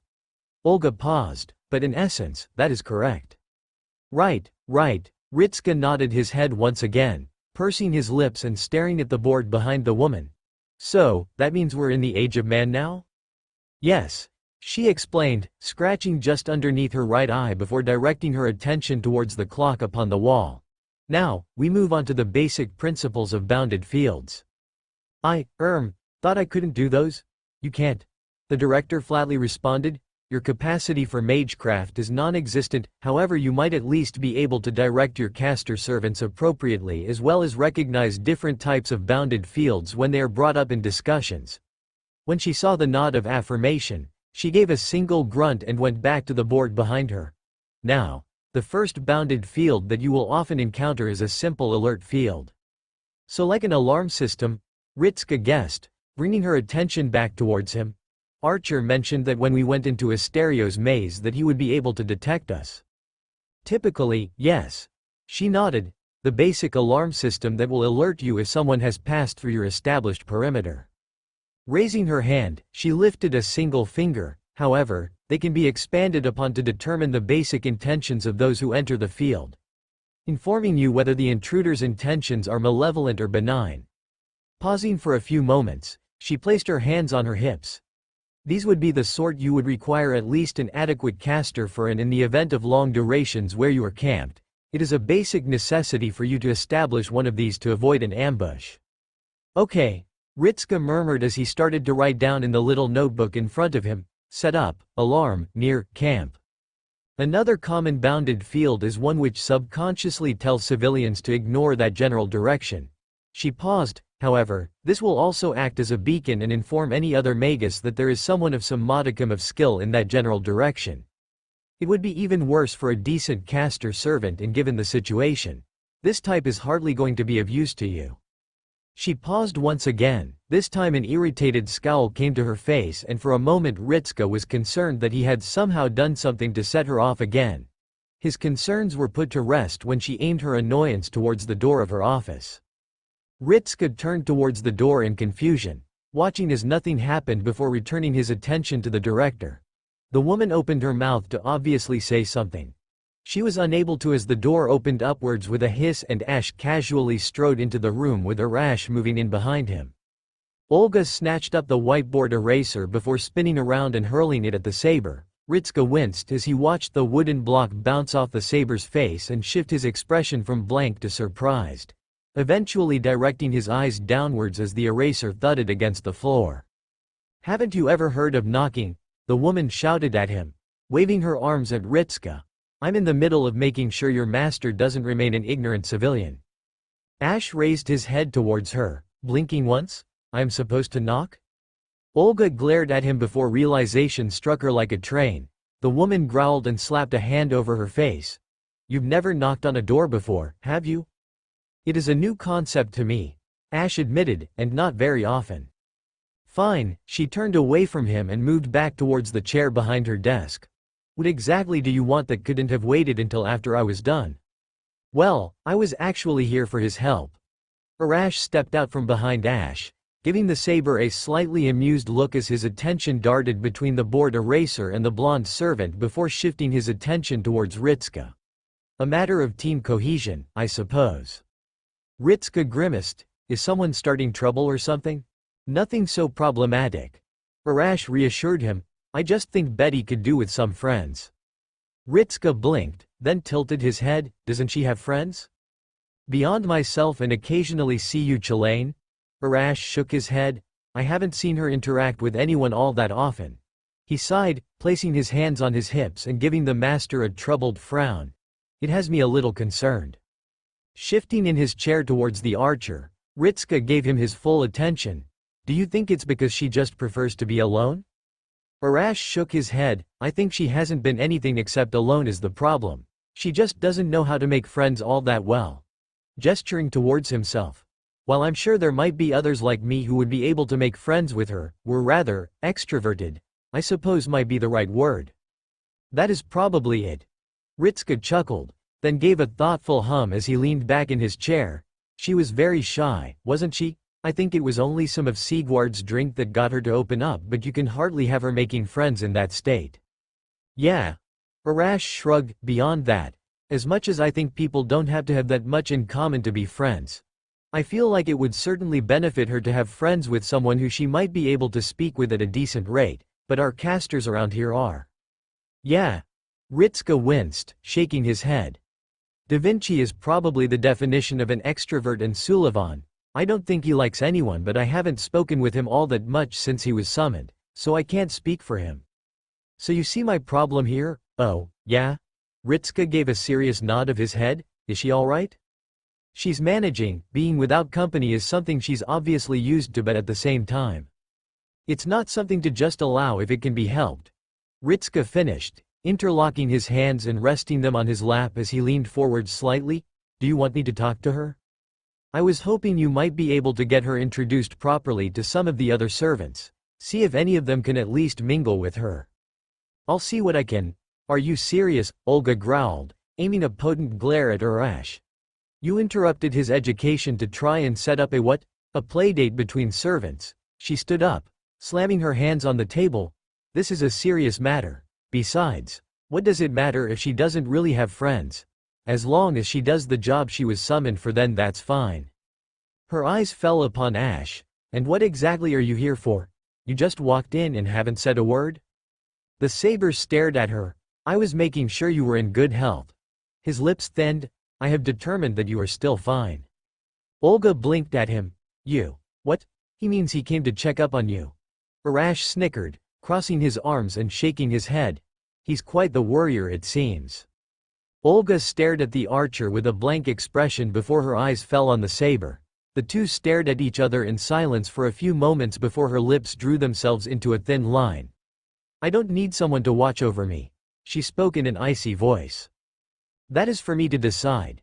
Ash replied in an equally blank tone.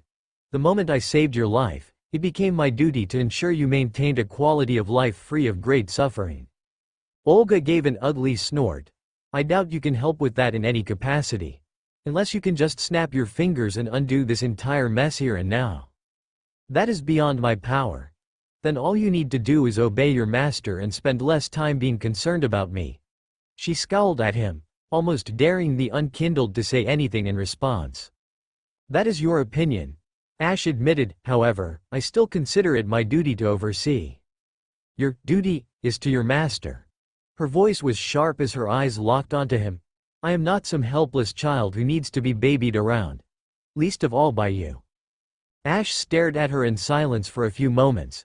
Eventually he opened his mouth and replied, regardless, I will continue to ensure you are not suffering greatly. Whether you believe that is for your best interest or my own, that is for you to decide. His eyes hardened. But you will not stop me taking an interest in your well-being and potential suffering.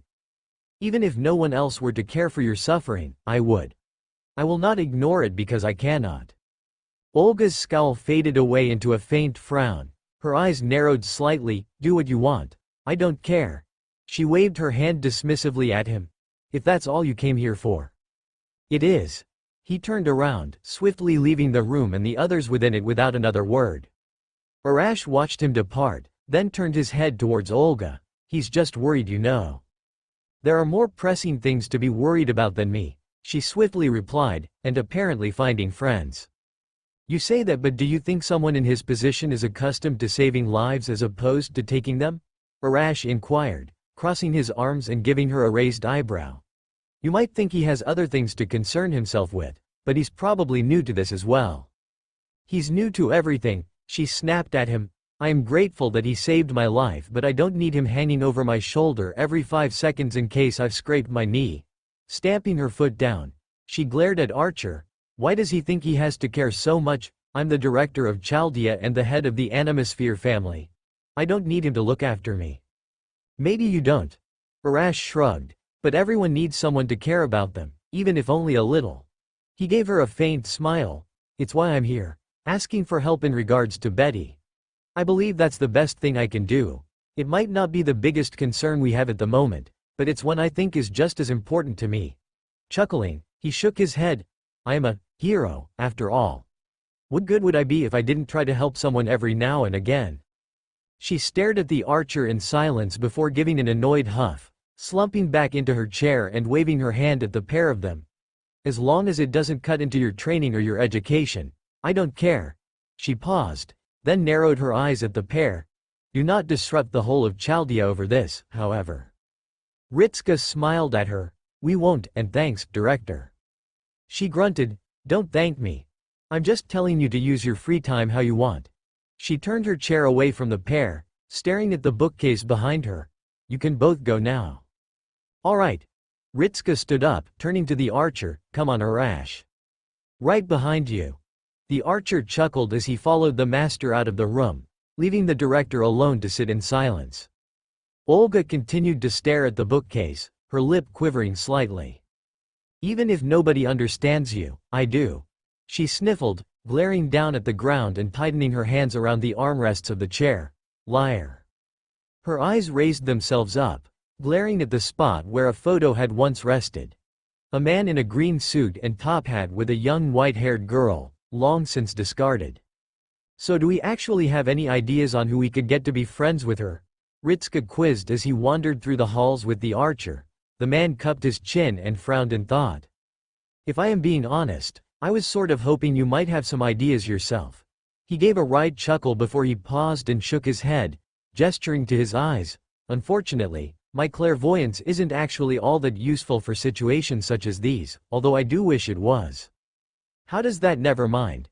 Ritska shook his head, dismissing the question. We can worry about that later.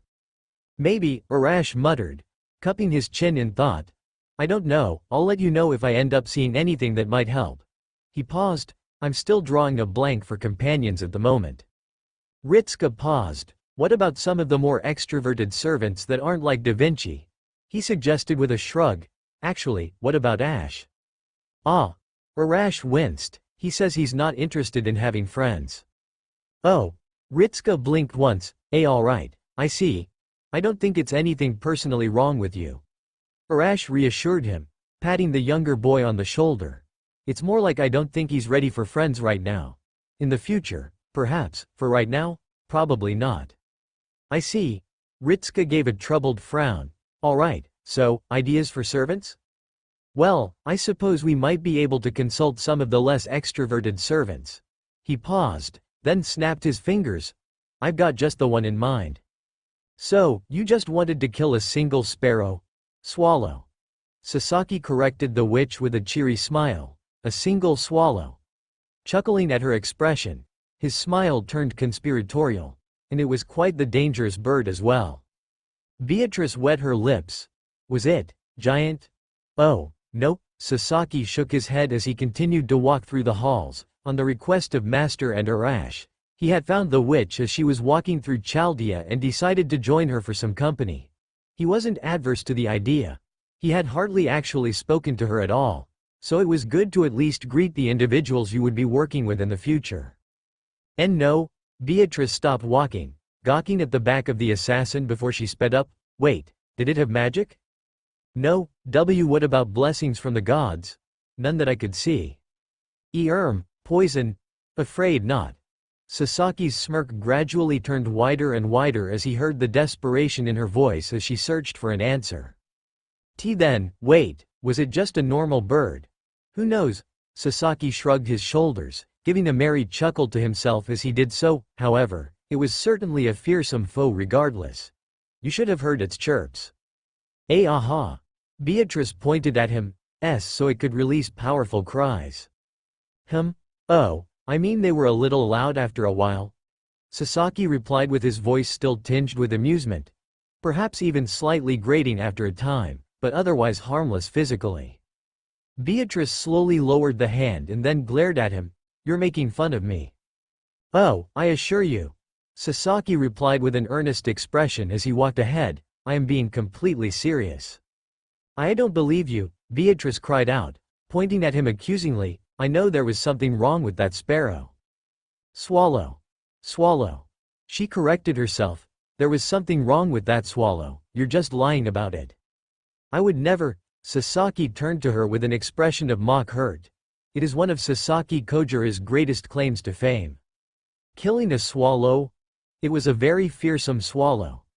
The assassin beamed at her, turning back around and moving on ahead, leaving her behind and in a state of stupor.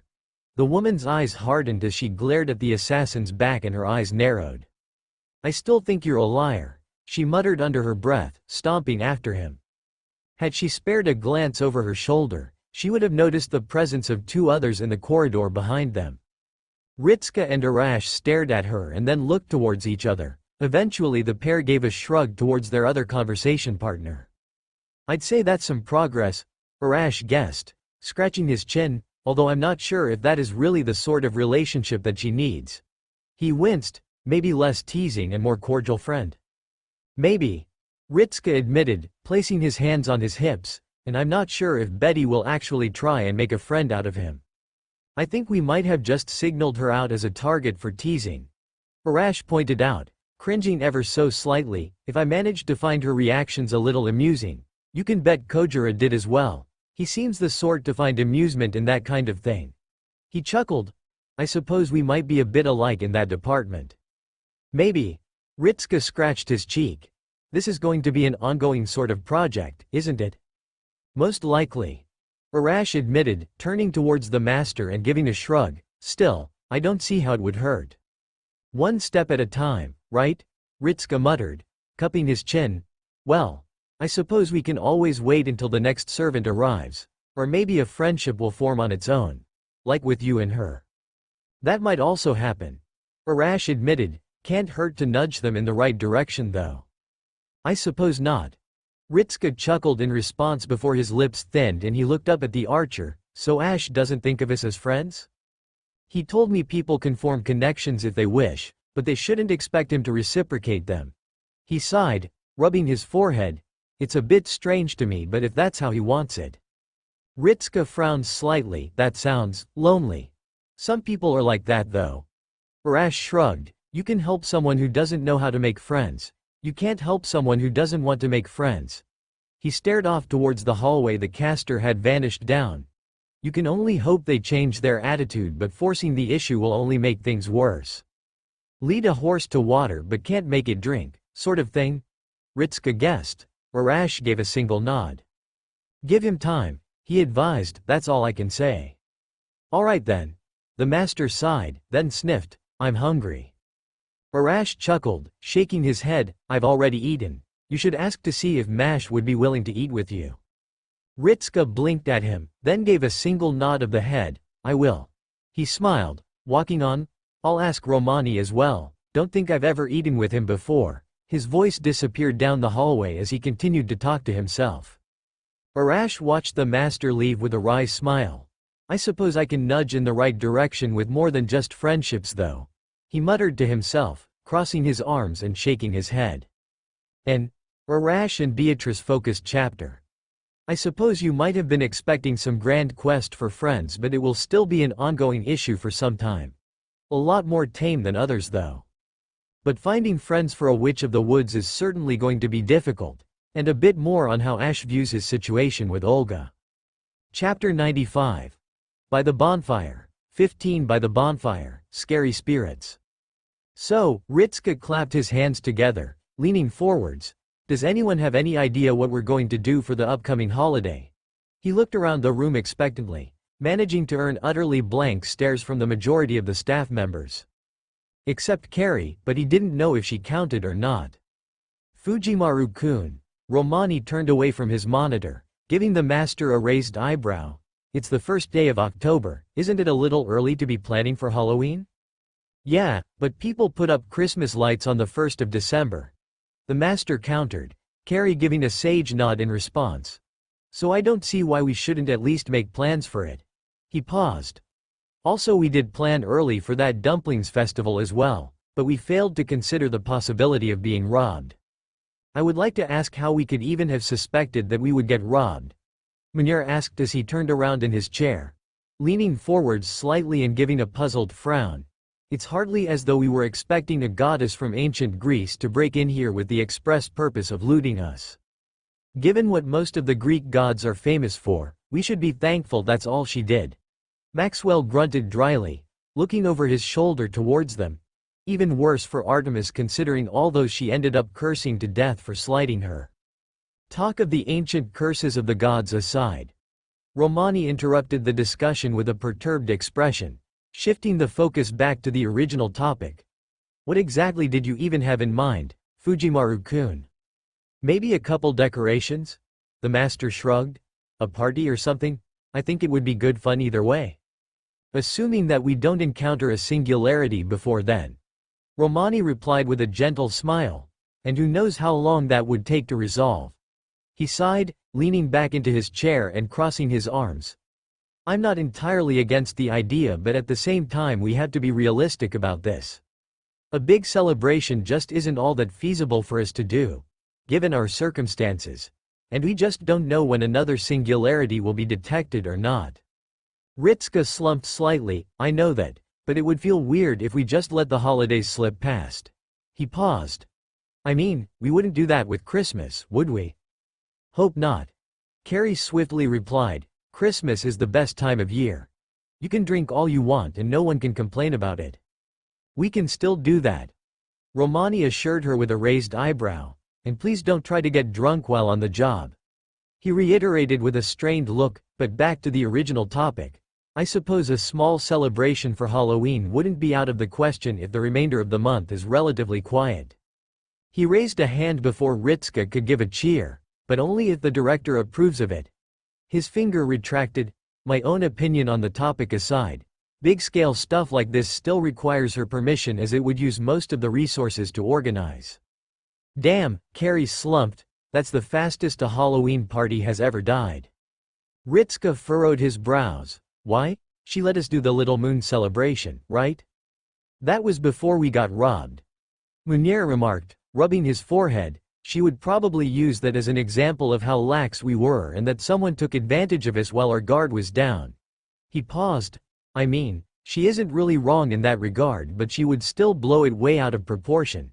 Gesturing around the room, he continued on, I'd also like to believe we'd be better prepared in the event something like that happened again. Dumbass. Carrie slapped a hand over her face, interrupting the man, you just jinxed us. Munir opened his mouth to reply before he closed it again and furrowed his brow. Oh, he hissed, then gave a nervous chuckle as he scratched his cheek. Whoops. Forget about it. Carrie waved her hand dismissively. That's a problem for futurists to deal with. That sounds terribly irresponsible. Romani remarked with a raised eyebrow before shaking his head and turning his attention back to Ritska. But if you can convince the director to allow a small celebration for Halloween, then I will do everything I can to help you. He paused, within reason. He continued on, throwing a thumb over his shoulder and back at the desk. I've still got a lot of work that needs doing. When don't you? Carrie chuckled, then stared at the doctor. Wait, are you doing this for the overtime pay? What? Romani blurted out in surprise, turning to the woman and gaping at her. No, why would you think that? I don't know, you've put in more hours than the rest of us. Carrie shrugged. Hell, you actually spend more time here than the actual director. The woman turned to the others. Actually, what is the overtime rate around here? We get paid overtime? Maxwell stared at her in surprise. I didn't know that. You only work your hours though, Munier pointed out, so I don't think you'd know about overtime at all.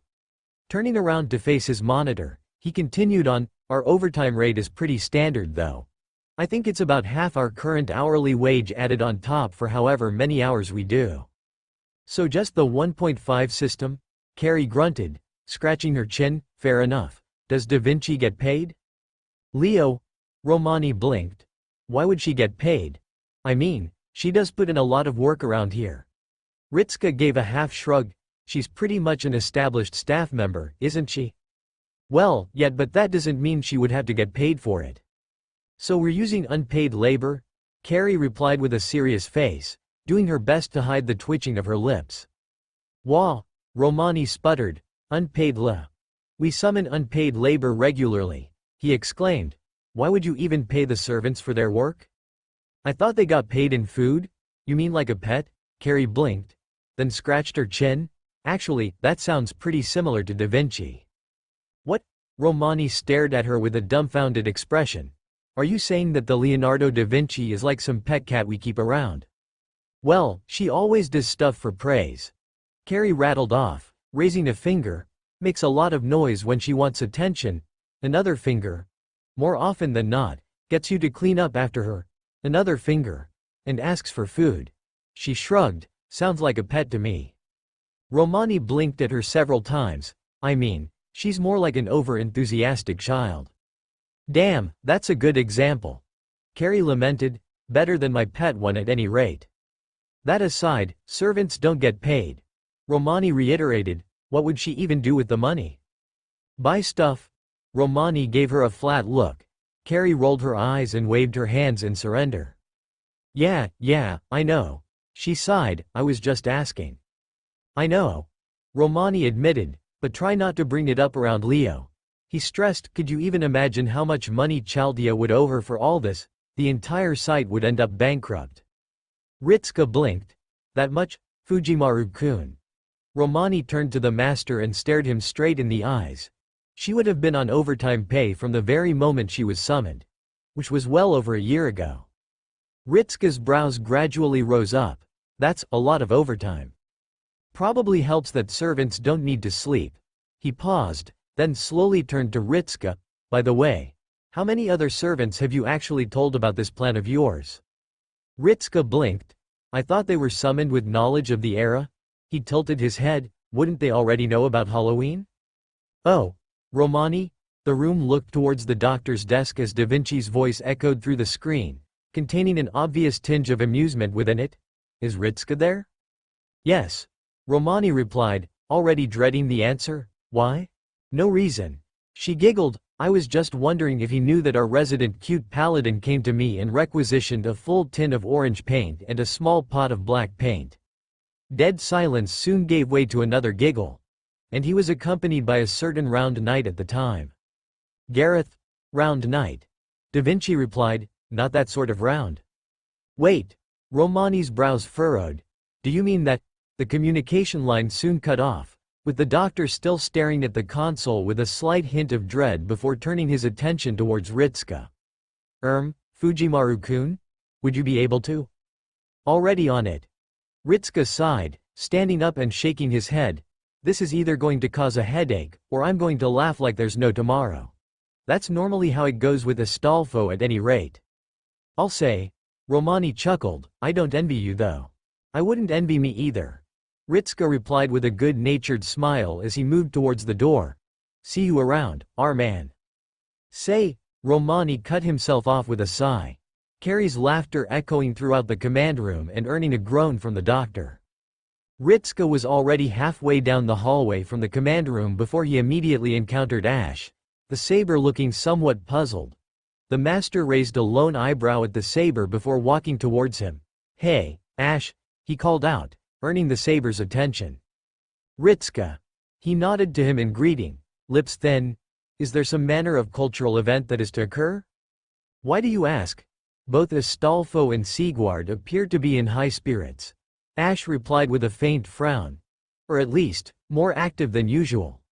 I was hoping that either yourself or Mash would have some form of answer for me on the matter. Oh, right. Ritska nodded his head in understanding. It's the 1st of October, so they're probably excited for Halloween. Actually, do you have Halloween? Ash stared at him blankly. Ritska cringed in sudden realization. Ah, right. You've never been to a festival before the moon one, have you? No, Ash shook his head, nor have I ever heard the word, Halloween, before today. He tilted his head, frowning. Is it important? Ritska shrugged. Depends on how you feel about it. He admitted honestly, gesturing to the hallway. Come on. I was going to look for Astolfo anyway. He commented as he started to walk, giving the saber a sideways glance. So, you saw Astolfo? Earlier, yes. Ash nodded in affirmation. He seemed to be engaged with Sigurd in the cafeteria where the topic of Halloween came up. His brows furrowed. I do not know what was said, only that in the next moment both Sigurd and Astolfo had vacated the room with great speed without even stopping to explain. They must have run off to Da Vinci then, said Ritska as he scratched his cheek, throwing the thumb of his shoulder. She just called to let us know that Astolfo had requisitioned some orange and black paint from her. He paused. I didn't even know we had paint to begin with. I did not know that either, Ash replied, although I now realize I never made an effort to discover whether or not we had some. I did not deem it important enough to ask. His lips quirked downwards. Perhaps an oversight on my part? Probably not. Ritska reassured the saber. Astolfo might be very hyperactive, but he's hardly malicious. The worst that ever happened thus far is that one broken washing machine. He paused. Actually, that sort of worked out in our favor because I think Pharaoh's one is way better than the one that we previously had. Cupping his chin, he gave a thoughtful full. I wonder if the director would approve of Pharaoh's making improvements to all the other washing machines. Is it necessary? I wouldn't say it's necessary. Ritska shrugged, but it would probably make everything a little easier in the long run. It's just better, he admitted. Might not be the best use of her time, but I think it would be a good investment. Then it is simply an improvement upon current equipment? Ash inquired, earning a nod from the master. In that case, I see no reason to reject the request for betterment. If only in regards to mundane apparatus. We'll see. Ritska shrugged. I suppose we'd eventually have to explain why one of the washing machines is vastly superior to the others. I suppose I could say that Pharaoh's was experimenting with modern technology. Not exactly a lie. It omits the detail that Sigurd punched a hole through the front of it. Well, I get the feeling that telling her that is just going to make her more annoyed than she would be otherwise. Ritska chuckled in response, and what she doesn't really know can't end up hurting me. Ash nodded his head. He supposed it made sense to neglect certain information. It would spare Olga avoidable stress at the very least. Very well. He agreed as they came upon the elevator. You were explaining Halloween? Huh? Oh, right. Yeah. Ritska nodded his head as the doors opened up. Mash blinked in surprise at the pair. Hey, Mash. Senpai, Ash-san. She nodded to the pair with a faint smile on her face before she fixed her full attention on Ritska. Ah, Senpai. Astolfo-san. Got some paint from Da Vinci? She just called. Ritska gently cut her off. Were you coming to inform me? The girl nodded once. Alright, come on. We're going looking for him to see what exactly is going on. She stepped back as Ritska and Ash moved into the elevator. Pressing the button for the floor beneath them, Ritska looked over his shoulder towards Mash. Oh, by the way. Have you ever celebrated Halloween before? Mash blinked at him before shaking her head. No, Senpai. She replied with a hint of disappointment before her expression brightened. However, I have familiarized myself with its history and current meaning. She paused. Does that mean you are going to try and celebrate it, Senpai? If all goes well. Yep. He smiled at her, turning around and leaning against the wall. I was actually explaining it to Ash as well. Ah. Mash excitedly turned to the saber. Halloween itself is based upon the ancient Gaelic ritual of Samhain, where it was said the boundary between the otherworld and the human world was thin upon the final days of October. So during that period, the people would make attempts to appease wandering spirits and fae by leaving offerings outside of their home and carved pumpkins to ward off hostile spirits. Ash stared at her in silence for a few moments before his brows furrowed and his features darkened. We are on the verge of being assailed by the dead? Mash blinked once. I don't think so. She shook her head. The meaning of the festival turned into a holiday with much of the original purpose lost. She turned to Ritska. Actually, the doctor informed me that the original Samhain was actually a ritual designed to ward away the five folk and the spirits of the dead. Oh, so all that stuff is real. Ritska tilted his head, letting out a small, huh, noise. That is less surprising than I thought it would be. A lot of old pagan rituals are built upon truth, senpai. Mash explained before she winced. Although the degradation of the mystery surrounding the festival means that it no longer has the same influence upon the Fae and spirits that it used to. She paused. Although they cannot interact with the world as strongly as they used to around the time of the inception of the ritual. Ash tilted his head. So it was a festival to protect them from dark wraiths? He hummed. That much I can understand, but if it is no longer necessary, why is it still practiced? Ah, that comes from the Christian faith. Mash explained. Halloween is an abbreviation of All Hallows' Eve, which takes place on the final day of October. This is because the 1st of November is regarded as All Hallows' Day, where the saints in Christianity are venerated. She continued on, with the 2nd of November being a remembrance of the dead. The influence of Christianity near the time of the festival meant that all three soon became conjoined into Allhallowtide, where they would ward off evil spirits, honor saints and remember the dead. She explained, it became a religious holiday in effect and was spread along with Christianity. I see. Ash slowly nodded his head. Then it is a celebration for those of the Christian faith, he went on. Ritska shrugged. For the most part. Yeah, I suppose. Although a lot of people who aren't religious get involved with it as well. Normally you just dress up as some spooky creature and go out to get free sweets. Ash blinked several times at him. You adorn yourself in costumes and demand alms? Mash winced. That might be a cynical manner of looking at it. She replied slowly. But it is typically done in good fun. She paused. Oh, or so I am told. She muttered out, I've never done it. So, this ritual now serves no purpose beyond self-satisfaction? Ritska bit his lip and hummed. I guess, I wouldn't phrase it like that. He shrugged. There are still a lot of people who regard it as important. He turned to Mash. Actually, would CU celebrate Halloween? Mash blinked. I don't know, senpai. I am aware that the ancient Irish hero King Fionn Mac Cumhale slew Aelin on Samhain, which is said to have won him leadership of the Fianna. She replied, but beyond that, I am not aware. Many of the original records for Celtic mythology were lost before the AD era, but it is thought that the ritual of Samhain goes back at least 2,000 years. She shrugged. We could ask, Siyu-san? Yeah, I'm a little curious about this now. He paused. Also, Fionn?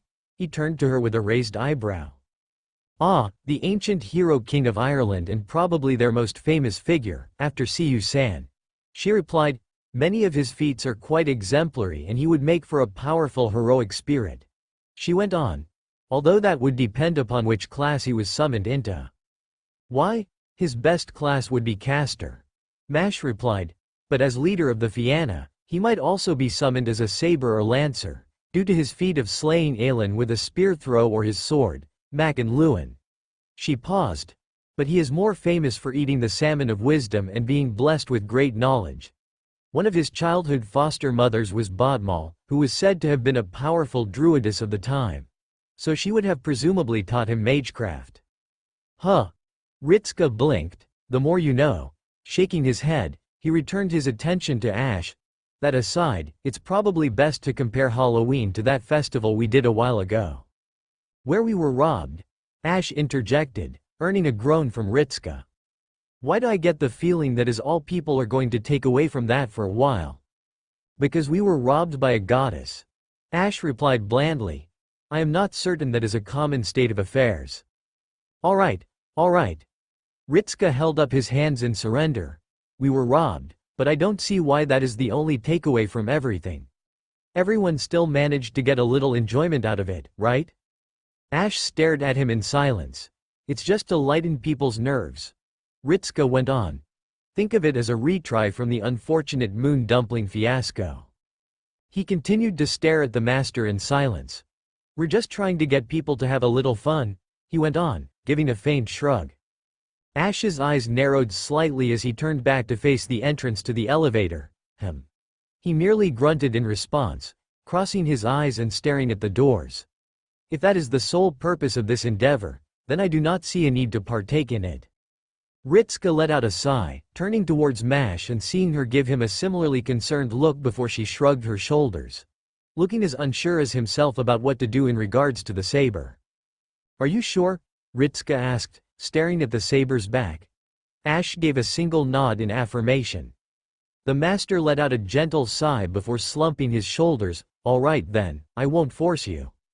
Sawin, Cu blinked at the trio in surprise before he blew air out of his lips. Shit.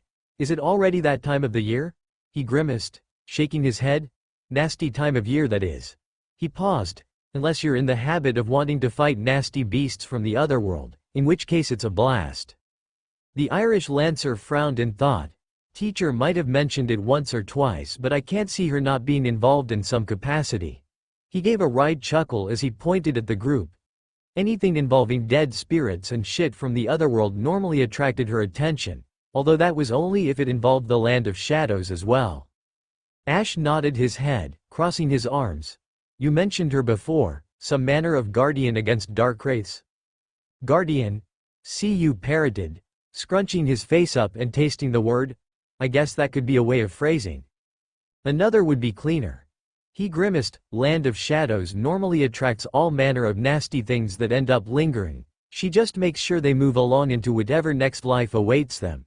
He shrugged. She's actually probably got a little in common with you. From what she told me, she used to get a bunch of divine spirits, forgotten or otherwise, turning up, which she then slew. Ash hummed in response. I see, she taught you? Oh, yeah. Cu cackled. Beat my ass black and blue as well. She probably still could. He winced, looking left and right. Old hag really packs a nasty fucking kick, between you and me. Should we ever meet, I will endeavor to avoid her legs. Good fucking luck with that. Cu responded with a dead serious look in his eyes. No, I'm serious. Good luck. She'd take one look at you and probably try and have your hide. He shrugged. Nothing personal, but she'd just view you as some escapee from the otherworld or land of shadows. And view it as her duty to put me down. Ash replied. That is understandable. You're oddly accepting of that. It is hardly surprising. Many paladins of white devoted themselves towards the slaying of undead. I would hardly be remiss to complain about one more when so many others exist. He paused. Having said that, I never encountered any of the paladins of white. Their religion was all but extinct by the time of my existence. Fun. Cu sniffed, turning back to Ritska and Mash, who had been following the conversation with odd looks on their faces. So, Sawin. He smiled at the pair. All right. I'll humor you. What are you gonna do because I don't know about you? He snickered, but I don't think we have enough servants on hand to fight off the amount of dead who would come knocking on our door. Ritska and Mash stared at the Lancer in disapproval while Ash merely blinked. The man rolled his eyes and held up his hand. All right. Too soon. He sighed. Still, if you can't make fun of shitty circumstances, what can you make fun of? Planning a small celebration. Ritska responded after a few moments of silence, his hands dropping to his hips, just to keep things on the casual side. Some food, maybe a couple drinks as well, but I'm still underage, I heard. Cu smirked. Then again, I heard the strangest thing, that during your deployment to the ocean Singularity. Ritska's jaw snapped shut with his eyes going wide. Ah, so you had your first drink and I wasn't there? The Lancer gave an expression of disappointment. I'm hurt, kid. He turned to Ash. What happened? He was suffering from a hangover, so I lent him a divine blessing as a cure. Cu coughed on air. Divine blessing for a hangover cure? He punched himself in the chest repeatedly while devolving into a fit of laughter. Shit. Ha ha ha ha ha ha. TT, that's the best fucking thing I've ever heard. Ha ha ha ha ha. The trio watched Lancer continue to laugh, at this point earning the attention of everyone else in the gymnasium, while Ritska flushed with embarrassment, with Mash continuing to give him a sympathetic look. Eventually, after a few minutes of continuous laughter, Cu eventually straightened himself out and wiped away a tear under his eye. Alright. Phew. Haven't laughed like that in a while. He turned to Ash.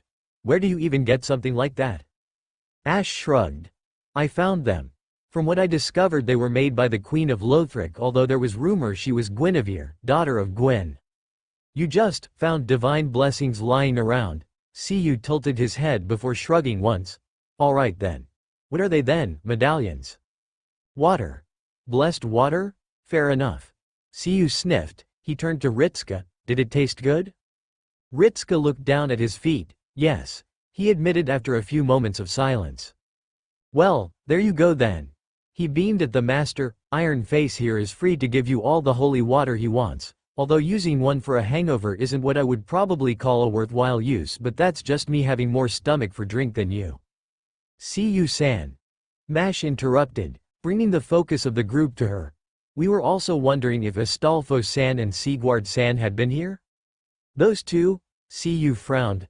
Haven't seen him. He shook his head, turning to the gym. Hey guys. He hollered out. Has anyone seen Pink Hair and Onion Man? No, Leonidas shouted back, and I personally find it somewhat saddening that I have yet to see them attempt my training regime. He slammed a hand against his chest. I am determined to get them here. His helm fell upon Ritska. That said, Master, he pointed at the young mage. I expect to see you here bright and early tomorrow for your exercise routine. Ritska let out a nervous chuckle. Sure, he called back, whatever you say. Could be worse. Cu snorted, could be my teacher. She was more rigorous. No, Cu shook his head, probably about the same when it came to physical exercise, but she normally included battle exercise as well. The Lancer winced at a phantom pain, and she would be trying to kill you the whole time. Ash tilted his head. What good is battle training if you are not learning how to deflect lethal strikes? Cu stared at him. I mean, yeah, there is that. He admitted rather uncaringly, but she didn't so much ease you into it as she pretty much said, survive the next 5 minutes and then come at you like a beast possessed. Ash looked him up and down. Considering your prowess, I assume it worked? Well, yeah. Cu snorted. Didn't quite meet my end against her, shaking his head. That aside, haven't seen the little guy. He paused. But a celebration of Samhain. Actually, you call it Halloween now or something, don't you? He tilted his head. Weird. Anyway, I'm always up for a drink. Ritska rolled his eyes. Well, I suppose that was a given though, wasn't it? I'm a simple guy. Cu shrugged. I like what I like. Fair enough. Ritska replied without much in the way of protest, then turned to Mash. Well, if he's not here then we'll go and look elsewhere. Yes, senpai. See you kids around. Cu waved to them, then turned to Ash. By the way, fancy a spar? Ash blinked at the sudden request. I am not used to holding back my strength against an opponent. He replied slowly, if we fought, I would be attempting to kill you. And, Cu raised an eyebrow. That's sort of how I fight as well. He chuckled, like you said. What good is training if you aren't learning to dodge fatal attacks? Ash hummed in response. I see. I suppose that is acceptable. He paused, and my experience in fighting agile spearmen is limited. He frowned. The fastest I fought was Gundyr, but we were equal in terms of agility. Guess you can phrase it like that, yeah. It would also improve my own capabilities with spears. Ash went on, cupping his chin. My preference for swords aside, I am just as capable with lances and the like. Cu gave a slow blink. Oh really? He crossed his arms. Well then. He cracked a grin. I guess I can help about with that. Try not to kill each other. Ritska called back to the pair in a parental tone. If you're going to fight, at least have someone who can heal you nearby. Cu snorted. What kind of hero can't take a few stab wounds? He joked. Besides, me and him have about equal in terms of battle continuation. He slapped the saber on the arm. We'll be fine.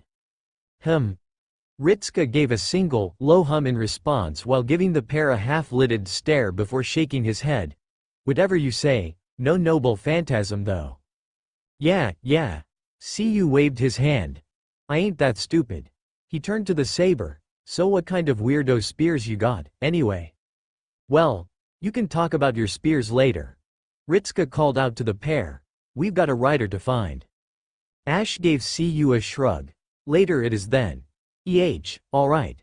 The Lancer gave an uncaring shrug as he watched the trio depart before he was suddenly struck with understanding. Hey wait. Phrasing kid? You gotta remember phrasing. I feel like we might be walking around for a while at this rate. Ritsuka groaned as he rubbed his forehead. Walking out of the cafeteria and shaking his head, I sort of hoped that either Archer or Boudica would have at least known. It was worth a try, senpai. Mash reassured him, patting the master on the back. I'm sure it would all work out in the end though, she exclaimed with a hint of cheer. Besides, even as excitable as Astolfo-san is, he won't cause that much trouble. That sounds like you're about to jinx us. Ritsuka replied to her before giving the shielder a faint smile. But yeah, you're probably right. He shrugged. Chaldea might be big, but there are only so many places he can go. Ash stared at him. Would it not be easier to summon him with a command seal?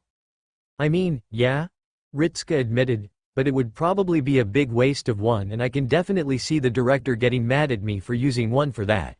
He explained, anyway, I'm trying to just think of where else he might be. Ash paused. Have we been to his living space yet? Ritsuka slapped a hand over his face. No we haven't. He replied slowly, and he's probably there. Mash winced. In fairness, senpai, it does seem like a spot much too obvious to be the right place, a red herring. Knowing my luck it's just a normal herring. Ritsuka grumbled to himself. Come on, this probably relates to Halloween anyway. Halloween. Bawa. Ritsuka jumped in surprise, spinning around to face the new voice and suddenly finding Elizabeth's grinning visage directly in front of him. You said Halloween, right pig? She inquired further, leaning closer and causing him to step back, right? Why yeah? Excellent. The girl beamed, returning to her original posture and puffing out her chest. I was worried I might have missed it, but if it is almost upon us, then that is perfect. She chuckled to herself, giving the trio a glance before she moved around them. I have so many plans for this next concert. I've always wanted to perform on a holiday. Her voice trailed off as she went further down the halls. Ash watched her depart with a growing frown on his face before he eventually spoke. Are we going to assist her with this next event? He quizzed with obvious disdain in his voice, earning surprised blinks from both Ritsuka and Mash. I mean, if she asks, Ritsuka replied, giving the saber a light frown, are you all right? I simply do not believe we should be engaged in such frivolous and pointless activities for the sake of doing them alone. He responded after a few moments, giving the master a sideways glance. But if it is your order, I will aid as best I can. You don't have to help if you don't want to. Ritsuka shook his head. I hardly want to force you into doing something you obviously don't like. Ash's expression cooled. I am grateful for that. He replied after a few moments. That said, I am coming to the realization that others do not share my sensibilities when it comes to time management. His eyes narrowed. Or lifestyle. He muttered under his breath before resuming his walk. Come then, we have a room to search. Alright then, Ritsuka frowned, crossing his arms and staring at the retreating saber. Do you think inviting him to the Elizabeth concert was a mistake? He quizzed Mash with a raised eyebrow. The shielder frowned in thought. I think it might not have been a good first event for him to attend. She replied, then furrowed her brows. Actually, I do not know if Ash-san has attended an event that did not end in a rather unfortunate way. Ritsuka opened his mouth to reply before he closed it again, thinking back on the situation and realizing that Mash was correct and that all their previous attempts at relaxation normally ended in either a fight or discomfort for a majority of people. Yikes. Ritsuka grimaced. Now I'm hoping for a quiet Halloween. He paused. And now I've jinxed us all, whoopee. Mash winced. I am sure it won't be that bad, senpai. Yeah, Ritsuka muttered, then frowned. Actually, what would Elizabeth even do for Halloween anyway? He asked himself as he started to walk after the saber. Her genre is already pretty gothic, so she would really need to go far out for Halloween. Maybe she would change up her style. Mash guessed with a shrug. I don't know, senpai. She winced. The doctor is much better with matters relating to idols than myself. She frowned. Actually, it might be one of the few things he is good at. Well, may as well see if we can find Astolfo. I'm sure it isn't that bee. He paused and threw his hands up. I'm just gonna stop speaking out loud now. Okay. Astolfo leaned back, sticking his tongue out between his lips while one eye was closed. That's good. He raised his free hand and gave a thumbs up. That's looking really good so far. Are you sure? Sigurd asked with a hint of worry. I am still rather taken aback by this use of my armor, but if you say so. Trust me. Astolfo smiled up at the knight. Everyone is going to love it. He spoke in an assuring tone. Besides, everyone loves festivals, right? Have you been to any? Oh, there were plenty in Katarina. Sigurd exclaimed with a hint of nostalgia. I took my nephew to many fairs and tournaments when he was young. His voice trailed off. Well, I used to anyway, but that is something else. Shaking his head, he continued on, I believe one of the best ones was a grand festival for the celebration of the harvest just before the season of winter. The knight explained, there was a grand gathering which involved the baking of food. There was also a pie-eating contest. Astolfo snickered. Did you take part? Oh ho ho ho ho, Sigurd let out a roaring laugh. You are staring at the winner for 5 consecutive years. He paused. Actually, I believe Yorm might have been right to worry about my armor being filled out. He realized with a sudden concern, can I worry about that now? I don't think servants can get fat. Astolfo blinked. I don't think all that much though, I don't like it. He admitted, if we do get fat, can we lose weight? Is it burned into our St. Graphs? He gasped, can we get taller?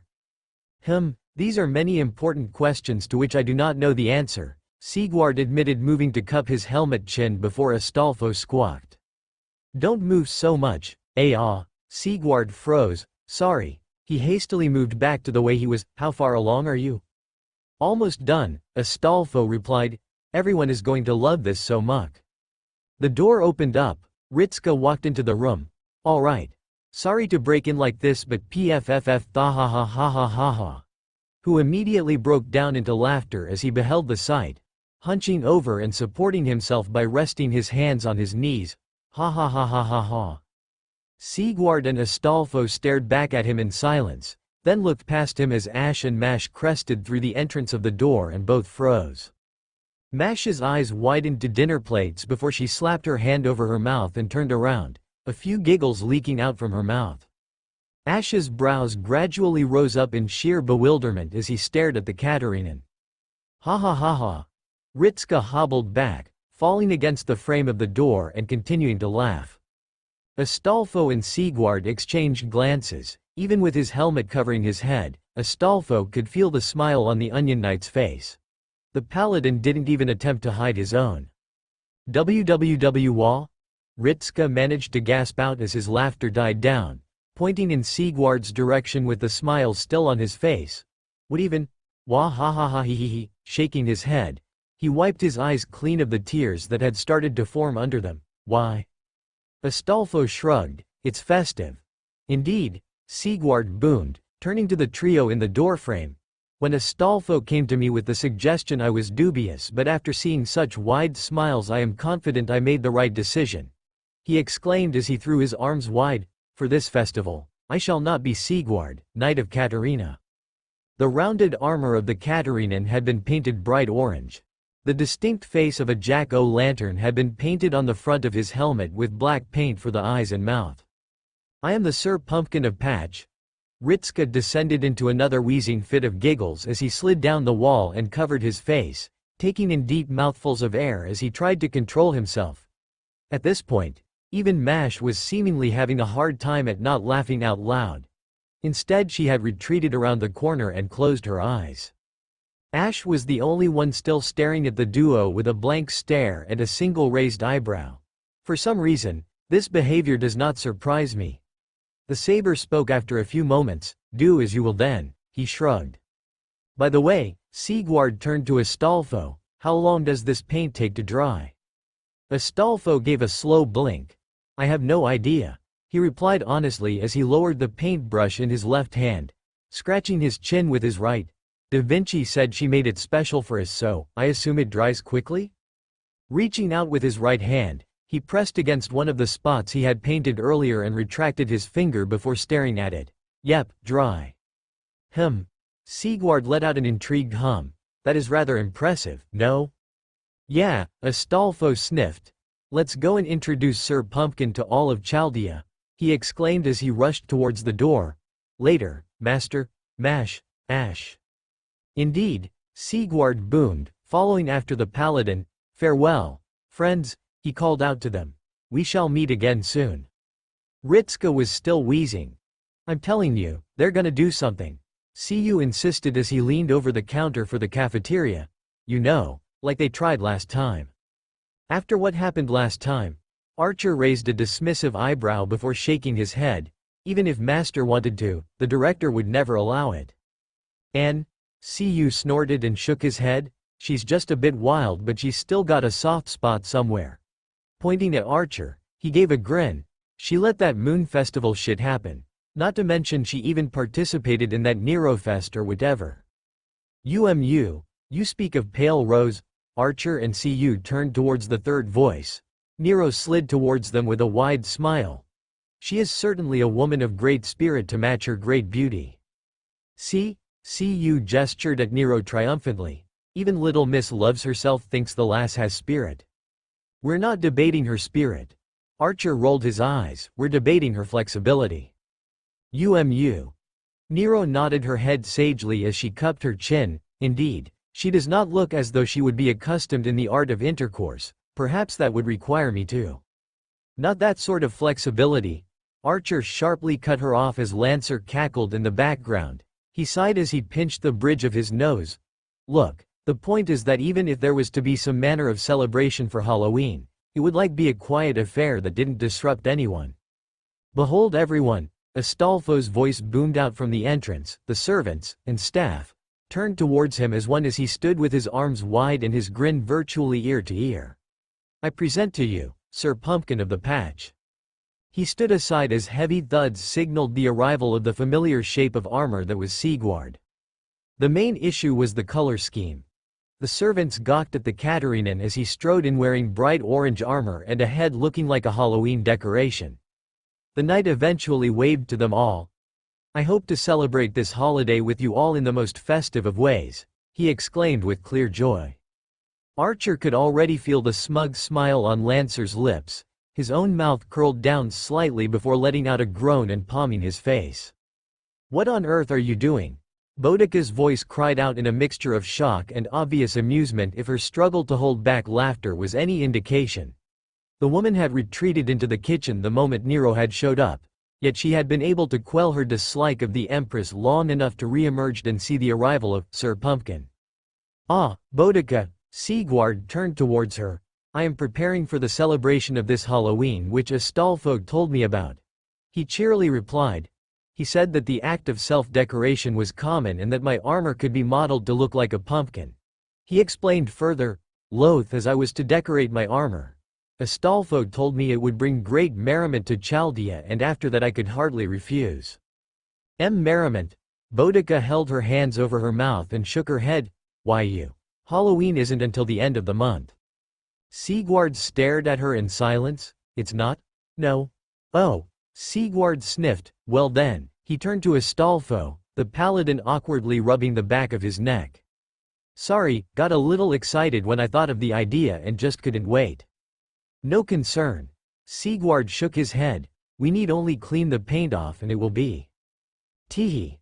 What do you mean, teehee? Sigurd asked, tilting his head slightly as Astolfo tapped the tips of his fingers together. Well. Da Vinci said it was special paint she made and she hadn't actually gotten around to making a paint remover from it. Dead silence followed in the wake of the announcement. So, I shall remain looking like this for some time? Why yeah. Ah. Sigurd shrugged. Well, as long as Sir Pumpkin can bring joy to Chaldea, I do not mind. The cafeteria door opened up once again as Olga strode into the room. She froze when the humanoid jack-o'-lantern turned and faced her. The pair stared at each other for several seconds before she let out a long sigh, turned around and then walked out of the room. At least she didn't shout? Astolfo ventured.